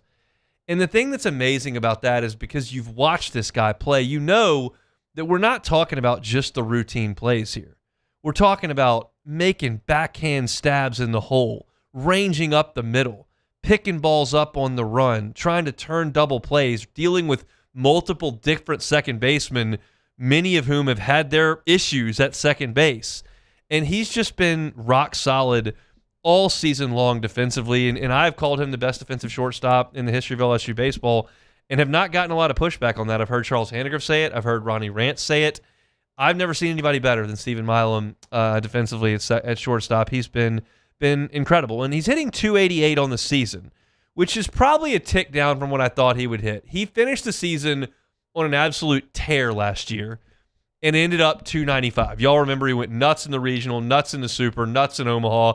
He went berserk, and that was after a bad SEC season where he hit 211. And so I thought, okay, I watched him as a freshman. I saw him in June of last year. Surely that's going to be the guy we see this year. He'll hit 320. He'll hit 11, 13 home runs. He'll be a second-team All-SEC second shortstop. He'll put it together. And he really didn't early on offensively. Some of it was not his fault. His exit velocities were very good, but he was coming up empty with a lot of his swings. And he's rebounded from that to post solid numbers. He's hitting 287 in SEC play this year. Keep in mind, on the 2023 national title team, that team had 2 guys that hit over 287 in SEC play. Dylan Cruz and Tommy White. That's it. Not Trey Morgan, not Braden Jobert, not Cade Beloso, not Gavin Dugas. None of those guys hit over 300 in league play. None of them hit over 287 in league play. That's a solid number in league play. When you see guys generally that hit 325, they hit 280 in SEC play, and they crush the February pitching and the Tuesday pitching to the tune of 358, and that's how they get their average. And look, everybody's doing the same thing, so I'm not disparaging that, but I'm telling you, Stephen Milam's SEC play batting average has been fantastic. I went through the numbers on LouisianaSports.net. He's reached base 49 times in 27 league games. He's got 10 extra base hits. So when you couple that performance with his defense, he's been great. And so the question I always get is he going to come back? And I've talked about it a couple times, and we'll talk about it a couple times more. The truth is, we won't know until July. It's May. But that's the content dearth that is staring us right between the eyes 7 or 8 days from now, where we won't have a game until Clemson shows up. So it becomes, all right, portal, MLB draft, what are we talking about? And we'll come up with the content, but I'm just telling you that this decision is a long way away. And I wrote this. Perfect Game had a March draft board they put out. And Stephen Milam is 70th on that. ESPN did a top 85 in April, and Milam didn't make it. And MLB.com had a top 150 they just did, and he didn't make that either. Now, these are not exact, and every team has their own decision to make. But if you're out of the top 50 in the draft, which Perfect Games got him at 70th, ESPN's got him 85th, and MLB.com's got him in 150. You're outside of that, you're looking at 475K, 425K, 325K, and obviously as the slots go down, it decreases. And so if Stephen Milam wants to start his professional career for 325K, great. I'm telling you that baseball players don't make Sam Levitt money. Baseball players don't make Jordan Seaton money. Baseball players don't make high-end college basketball money. Kentucky's basketball roster costs $22 million. LSU's baseball roster next year ain't getting $22 million. So while there is money available at LSU, it's not a ton from the rev share, and the NIL is marginal. It's not massive. It's not making you rich. And if Stephen Milam comes back for a senior year, I was looking through the numbers today. I was looking at what guys signed for. And the days of going in the fourth round or going in the sixth round and getting $8,000 are pretty much over. That's not happening.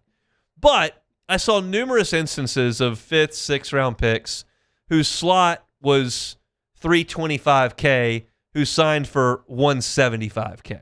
So you lost $100 some odd grand off your slot value because you didn't have any leverage as a senior. That's what he's risking coming back for another year.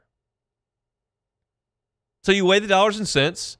You weigh minor league lifestyle versus LSU lifestyle. You weigh college versus no school. You weigh your recruiting class on the way out. I mean, this is a guy that played with Jake Brown for 3 years. This is a guy that played with a lot of guys for 3 years, and they're all kind of moving on. He was on the field with Jared Jones for a couple of years. He was on the field with Chris Stanfield for a couple of years. Like, those guys, Derek Curiel's moving on. And it's a change of scenery. So I don't know the answer as to whether or not Stephen Milam is going to come back. What I will tell you is this. If you just look at it reasonably, it's very likely he does not. I didn't say impossible. It's impossible for Derek Curiel to come back. That's not happening. It's possible for Stephen Milam to come back. I will leave that door open. But if you try, as an LSU fan, to paint me that picture of, oh, well, he's definitely should come back, you're being biased. You're tossing six figures in the trash can. You're not considering the fact that he has done this for 3 years, that he's been through school. You're not considering the fact that a lot of his friends are moving on. Like, there's a lot that would suggest he's going to leave. And Jay Johnson has been pretty candid with the media for like 5 months. And when he was asked if Stephen Milam was going to be potentially back next year 2 weeks ago, he essentially said, and I'm very much paraphrasing, like, yeah, I'm not the GM of the Devil Rays, but I would take Stephen Milam early in the draft. I'm a huge Stephen Milam fan. And he didn't say something he could have said, which is like, well, we'll have those discussions. I know Stephen really loves it here, and I know that he's sincere about a degree, or that his mom said he needed to do this, or that there's work he needs to do offensively. Like, he could have said something to the effect. He just basically said, I'm a huge Stephen Milam fan, and I can't imagine they won't draft him.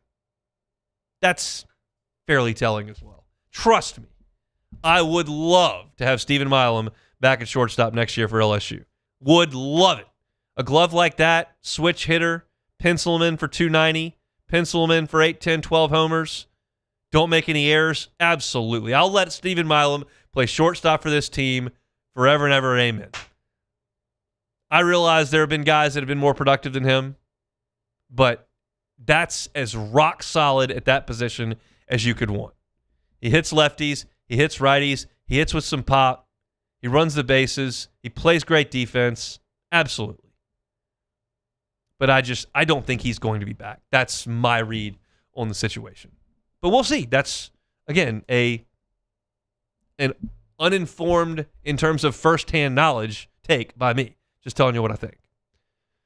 30 minutes left to go. We'll do power rankings next. The Hunt Palmer Show. Fabry Chevrolet GMC, FabryChevrolet.com, FabryChevrolet.com. Those summer road trips are a-coming. Got some kiddos at finals this week at LSU. Got high schools wrapping up shortly. Seniors are saying their goodbyes. That means road trips are coming, whether it's a vacation or you're getting that graduate a new vehicle. Fabry Chevrolet GMC is happy to help you with that. They got an incredible inventory, and you can see the entire inventory online at FabryChevrolet.com. Whether you're looking for an SUV, a truck, a sedan, new, pre-owned, it's all there at Fabry Chevrolet GMC. And when you go to Fabry Chevrolet GMC, you'll know you're dealing with the Fabry family that's got a reputation built on 35 years of incredible customer service in this town. And you'll experience that firsthand when you go see them.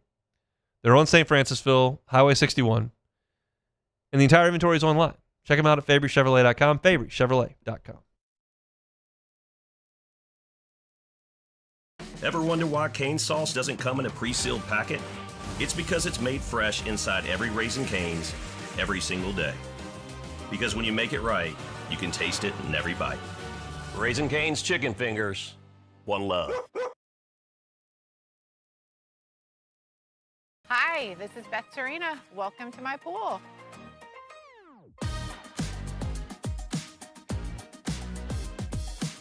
The first time I saw this beautiful pool, it exceeded every expectation that I had. They were able to get everything we wanted in this pool. It is a beautiful pool. We live out here. We eat out here. We watch TV out here. This is like our living room outside. We love this pool and everything about it. When we decided to build our pool, we called a great friend who is one of the best pool builders in the country in North Louisiana, and we said, who would you choose to build a pool in Baton Rouge? And without a hesitation, he told us Russell Pools. He said their history, tradition of great builds, great pools was unmatched. So of course, who did we call? Russell Pools. The advice I would give to anyone looking to build a pool is first call Russell Pools. They'll do an incredible job. It'll be incredibly organized. It'll be time efficient, and you will have your pool in no time.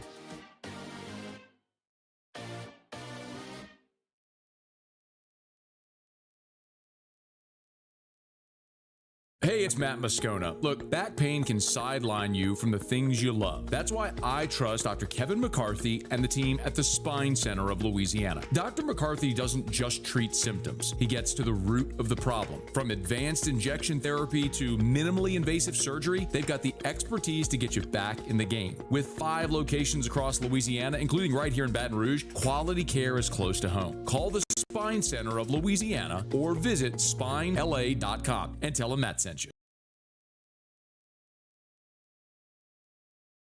After a decade of working in private duty nursing, I know how hard it can be to find compassionate care for the ones that you love the most. So I started Decision Critical, a premier concierge nursing agency, so we can take care of you wherever you are. Our highly skilled nurses provide exceptional care from the comfort of your own home with personalized packages for short-term, long-term, or even around-the-clock care. Visit us at decisioncriticalbr.com and give us a call today to get started.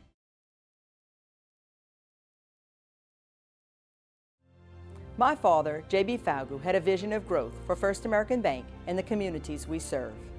The bank's foundation was built on his legacy of compassion, loyalty, and dedication. Through his years of leadership, First American has prospered to heights even J.B. could not have imagined. I know my father would be extremely proud of the customer service and financial stability that First American provides to Southeast Louisiana. We continue. You're listening to The Hunt Palmer Show, brought to you by Renaissance Homes and Pools.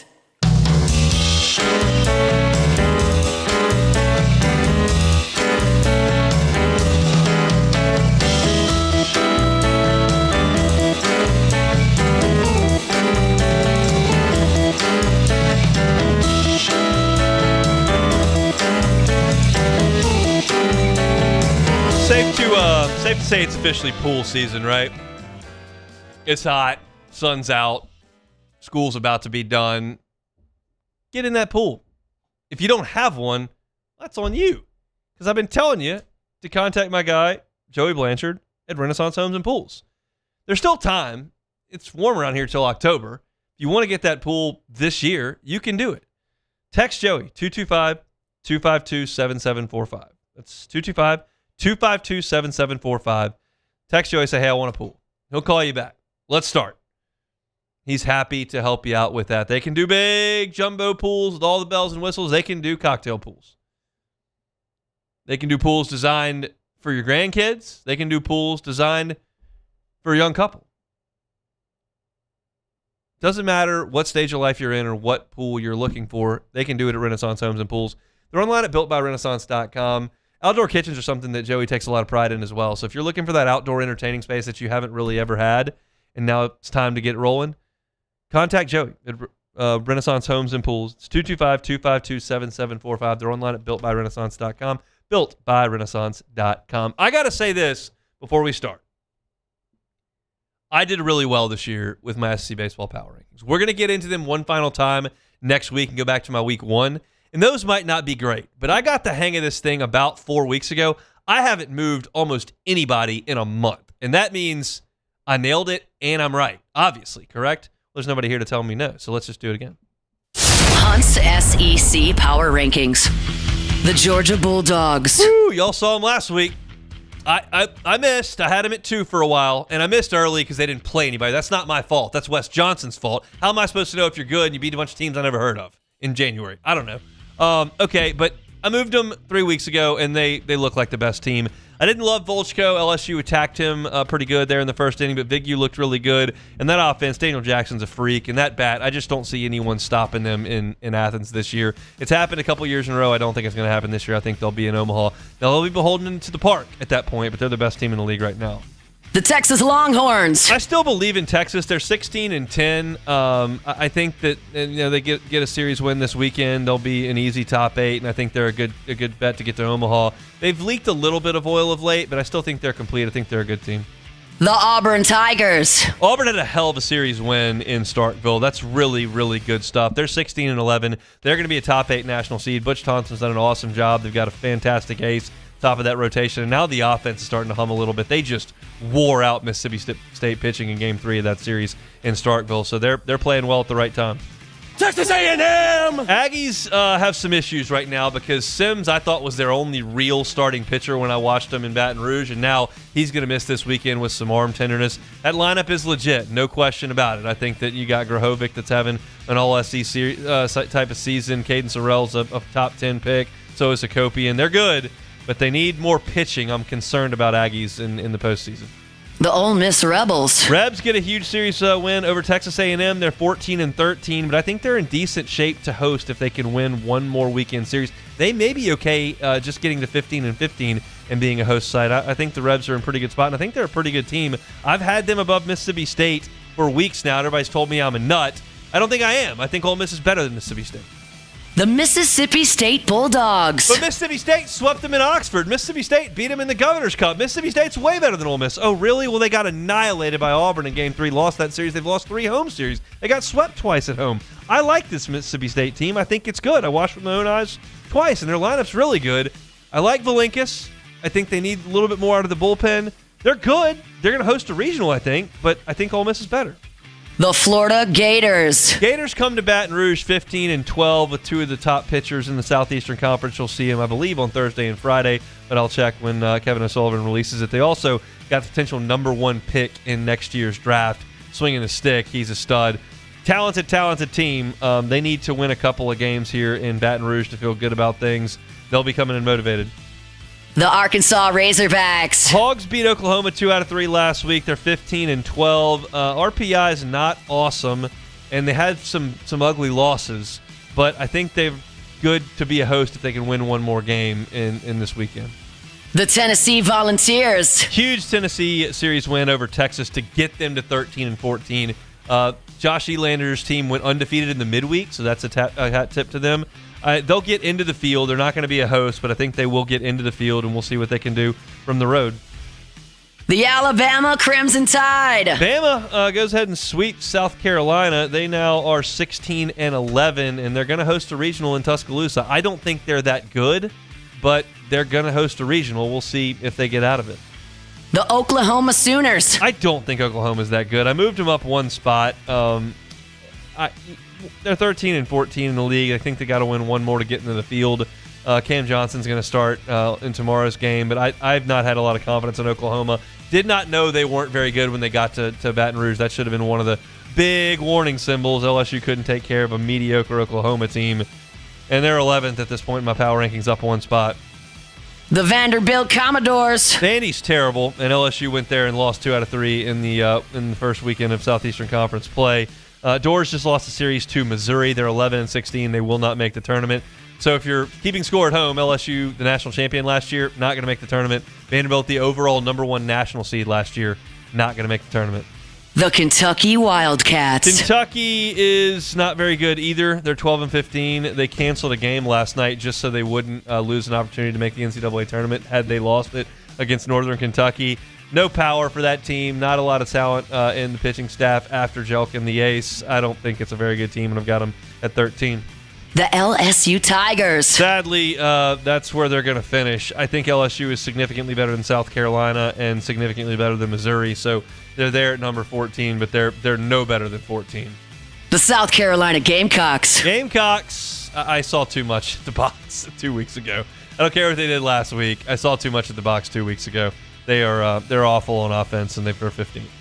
The Missouri Tigers. Mizzou beat Vanderbilt in the series, but they still didn't move up. Mizzou, I kind of saved a spot there at the bottom for you, and you were out of it for a while, and then you got swept by South Carolina, and then there's nothing I can do to help you at that point. That's it for SEC Power Rankings. Georgia, Texas, Auburn, A&M, 1, 2, 3, 4. Ole Miss, State, and Florida, 5, 6, 7. Arkansas is at 8. Those are the teams with a real chance to host a regional 2 weeks from now. Tennessee's at 9. They're going to get into the NCAA tournament. Bama is going to host as well. They're at number 10 there. Oklahoma's 11. Vanderbilt is 12. Kentucky at 13. LSU 14. South Carolina 15. And the Missouri Tigers coming in dead last at 16th. So next week, won't do power rankings. Next week, we will take a look at my initial power rankings after I think I did after 1 week of play. It might have been 2 weeks of play. But we'll take a look back at my initial ones and see how good I did or how poorly I did. I think I had LSU at 2. So that's not good. But we'll see how the rest of it went when we do this next Wednesday. All right, let's come back and close it out next.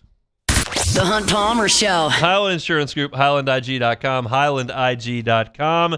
Jonathan Carbo and his team are phenomenal folks to work with. One of the things that it's important to remember is that storm season is coming, and you need to get your ducks in a row before it happens. In this part of the world, we've had a couple of quiet summers. That's awesome. I hope we got 10 more in a row coming. But we all know that that's unlikely. So having your property policy ready to respond to a storm is vitally important. How did you get your building valuations on that policy? What's your deductible as compared to your risk appetite? Are you prepared to pay that chunk if your building is damaged? What about business interruption? If you can't function based on a storm that blows through, your operation can't work, do you have coverage for that? Are there co-insurance penalties you may incur? These are all questions that a lot of business owners don't know for sure, but they do know what they pay in insurance every month. Make sure your policy is ready to respond. The Howard Insurance Group has dozens of carriers. They know property in this part of the world because they're right here in Baton Rouge, and they can help you get the right coverage for storm season. Don't take a look at your policy when a storm shows up in the Gulf. You can't change anything. Do it now. Contact the Howland Insurance Group, HighlandIG.com, HighlandIG.com. When it comes to industrial construction, River Parish Contractors can do it all. Mechanical, structural, custom fabrication, specialized welding, and turnaround services. Strategically located in between Baton Rouge and New Orleans, we have the local team with the experience and commitment to safety to manage the most complex industrial projects. Period. Here's the deal. Partnering with us means your project is delivered on time, on budget, and most important, safely. River Parish Contractors, let's get building.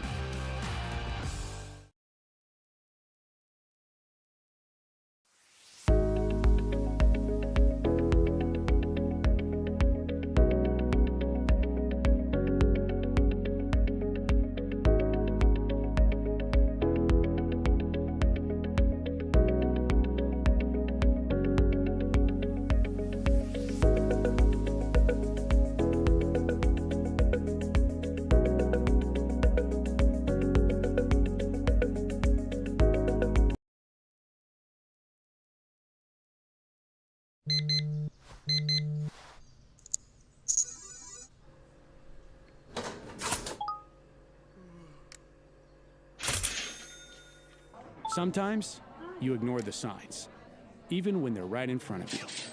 Problem gambling isn't always easy to spot.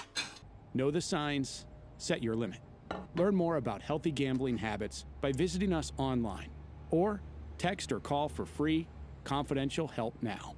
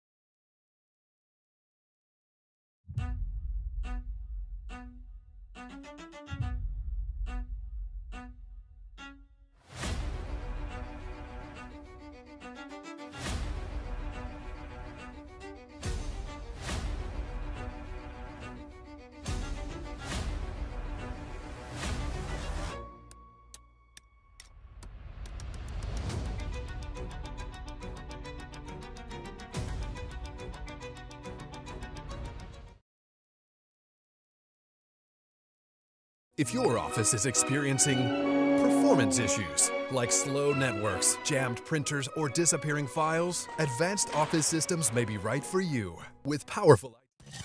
You're listening to The Hunt Palmer Show, brought to you by Renaissance Homes and Pools.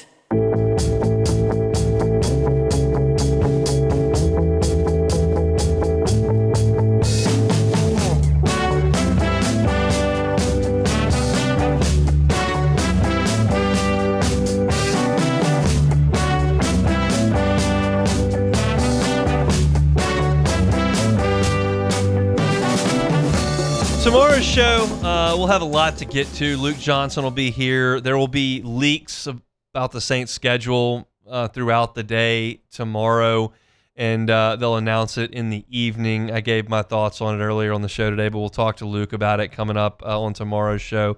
We'll also have Joe Healy on. He'll preview the final weekend of SEC baseball, and then we'll chat with Chris Blair as well before he's on the call for LSU in Florida.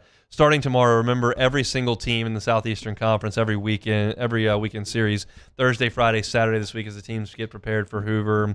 As we talked about earlier in the show today, not a lot on the bone here for LSU in the final weekend against Florida.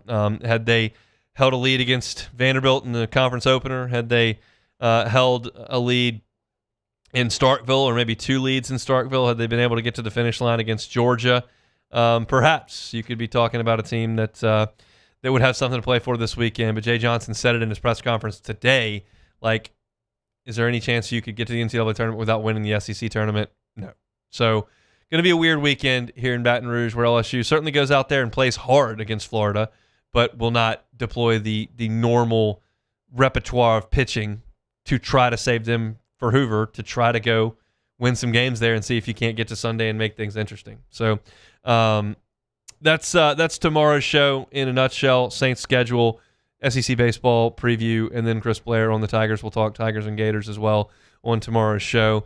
And then we're going to enter a weird time in our calendar here where we're usually just fired up and rip-roaring with postseason baseball, and that's not going to be the case. So we'll keep things spicy. They're talking about a lot of things in the college football playoff expansion, television talks. The ACC had their spring meetings this week. The SEC will have its spring meetings in 2 weeks, and that'll certainly be of interest to a lot of people, as the SEC is kind of the last one on the block who's resisting in a way the expansion from 12 to 24 with the playoff. The SEC kind of likes its conference championship game because it's a cash cow. So we'll keep things rolling here, but just won't feel the same as most years generally do, and that's unfortunate. But that's the way the die have been cast this year. The way the die are cast today, as we finish things out with take it or leave it. Take it or leave it. Take it or leave it. Today's hottest stories in sports, news, and sometimes even Hunt's life. The question is, will he take them or leave them? All right, so NFL legend J.J. Watt has some guess you could say, some choice words about the NFL and their current international schedule. So after the league announced today the 9 matches that will be played outside of the United States during the 2026 season, Watt posted on Twitter, X, whatever you want to call it, the international game slate is nearing the realm of a traveling circus as opposed to a showcase. So is the NFL becoming too international? Take it or leave it. I'll take it. That's for me. But it just doesn't matter. It comes down to the same thing we talk about with everything. Money. It just comes down to money. And Goodell's job is to make money. And the international games take the brand globally, and they create different television windows. Yeah. And all of that makes money. And so that's his only job. His job is not to take care of the players. His job is not to cultivate the most competitive league. Nope. His job is not to do any of that. It's to make money for the owners. And that's what international games do. I think the travel's ridiculous. I think taking home games away from the home fans Saints is ridiculous. I think I don't like any of it. I don't think they ought to be playing in Berlin or Paris or any of that. And it creates a cool opportunity for fans to go over there. I got to check the calendar. I'm going to be close to the Saints I'm going for the bye week. My wife and I are going for a 5-year anniversary trip to Europe, and one of the stops is Paris, and we're going to be there either the week before or the week after. Ooh. I'll see some Saints fans while I'm there. I'm confident. October 25th. Look, whatever. Europe's a great place to travel. I just you got to play the home games in the Super Bowl, and I'm not going to feel differently about that. I'm not in charge of making the owners money. I'm in charge of what I like and what I think is reasonable, and I don't like this. Most definitely. It's just getting too much. We're talking 9 games now. I remember where it used to just be the Jaguars. Maybe they play the Jaguars and the Jets. Yeah, and look, if you're a diehard NFL fan that watches every game, and you just love the fact that you turn up on Sunday, and at 9 a.m. you've got Jets Chiefs from Berlin, and that's awesome to you. Great. I'm not with you. Yeah. I'm off it too. So Kyle Riley ended his 0-38 hitless streak last night versus the Houston Astros after taking advice from pitcher Logan Gilbert on Monday to wash off the bad mojo, prompting Riley to take a shower in his full uniform after the game on Monday. So washing off the bad mojo, take it or leave it. Take it. You got to do something. Look, when LSU was fighting it in baseball season this year, one game I went in, it was the A&M series, I called it. Drove into the game, called it, we lost. Next day, I drove a different way to the ballpark. Okay. I wore my 2023 National Championship hat. I backed into my parking space. I wore a rally hat during the game. Yeah. You got to try some stuff. Yeah. None of it worked unless you got swept. But, hey, I gave it a shot. Cal Raleigh's giving it a shot. He got a hit. You got to do something. You're right. And it's crazy because this guy was MVP yeah, he talks had 60 going home runs last year. 0-38. From 60 home runs to 0-38. Baseball's hard. In no other sport do you see Reggie Miller go 0 for 61 from 3. You never see Tom Brady go 4 for 38 in a game. Oh, my goodness. It's just in no other sport can one of the best in the world show up and look completely inept for 5, 8, 10 games. It's just no other sport it happens, but it sure did. Nah, that is crazy because people be like, all right, they need to bench Tom Brady or something like that. Shaving points. Yes, he's gambling. So Grillo's Pickles and Smoothie King are launching a limited edition pickle smoothie. The smoothie blends Grillo's pickles with bananas, organic kale, and coconut water. Available on May 16th, International Pickle Day. Smoothie King is offering a free 4-ounce pickle smoothie to in-store guests while supplies last. So pickle smoothies, take it or leave it. Leave it. Leave it alone. No pickles. No Don't pickle do smoothies? pickles. No pickles ever. Oh, at all? No pickles ever. Okay. I used to be that way. I just... No pickles. It took me to become 26-year-old. I've never, when I'm here and I order a burger and no pickles, take the I don't pickles care. off? That's fine. I've never, been so uncomfortable. My wife and I honeymooned in Miami. It was during COVID. We couldn't really go international, so we went to Miami, which was incredible. I loved it. And I went to this, authentic Cuban diner, and I got a Cuban sandwich, and I had to be like, nope, no pickles. Oh, man. No pickles, I know they look, these are crazy. I don't even remember I think the waitress was fine. She probably didn't care what I had to say, but I was terrified. Somebody was going to be like, what? Yeah, I know. I don't want, one of the places in America that I want to go eat is Katz Deli in New York. Okay. And every sandwich they have has Dijon mustard on it. And I enjoy Dijon mustard. It's fine. Okay. I want mayonnaise on my sandwich, and I know that I can't get it there because apparently they freak out. So I can't do it there. But like, there's an intimidation factor with altering menu items, and probably there's a bunch of people that are listening going, well, then don't alter it. All that stuff's delicious, and you're a dork. Grow up, you're not in first grade anymore. Eat the stuff. But I don't like pickles, and I like mayonnaise on my sandwich, and I just sometimes need to do some substituting. So we're all the way out. Any type of pickle, no pickles. No pickled onions, no pickled nothing. Ooh. Some of the list's close friends are big on pickling things. They think it's really. I can't do pickling things. I don't need to soak stuff in vinegar and eat it. Yeah, like the pickle. Nah. I haven't seen pickled lips and all this. No. Fried pickles, don't want them. Y'all can have it. I'll take the cheese fries. Thank you very much. Trust me, my mom might bite your fingers off to get them fried pickles like that. So that's it for Take It or Leave It. All right, that's it for Take It or Leave It here on this Wednesday. Brought to you by Renaissance Homes and Pools. Check them out online. BuiltByRenaissance.com, BuiltByRenaissance.com. Open with the Saints schedule. If you'd like to hear my thoughts on what I would like to see from the Saints schedule, you can check that out at Hunt on Saints. Also talk to Koki Riley on LSU baseball. Matt's going to drive you home next on AFR. We're back tomorrow. See you.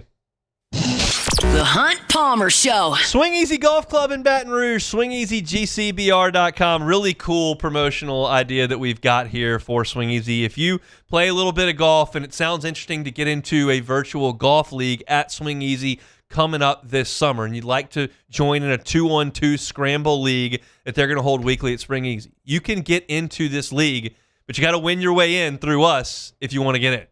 So, go to Swing Easy and go to our text line, 225-499-1045. 225-499-1045, and just put Swing Easy in. We're going to pick 2 winners over the course of the next 2 weeks, and those 2 winners will grab a teammate, play 2-on-2 scramble mode at Swing Easy. Winning team gets into the league. It's going to be really fun. I can't wait to see what happens, but go to our text line, 225-499-1045, and text us Swing Easy. It's Swing Easy Golf Club in Baton Rouge. At Bayou Automotive, we believe in a sales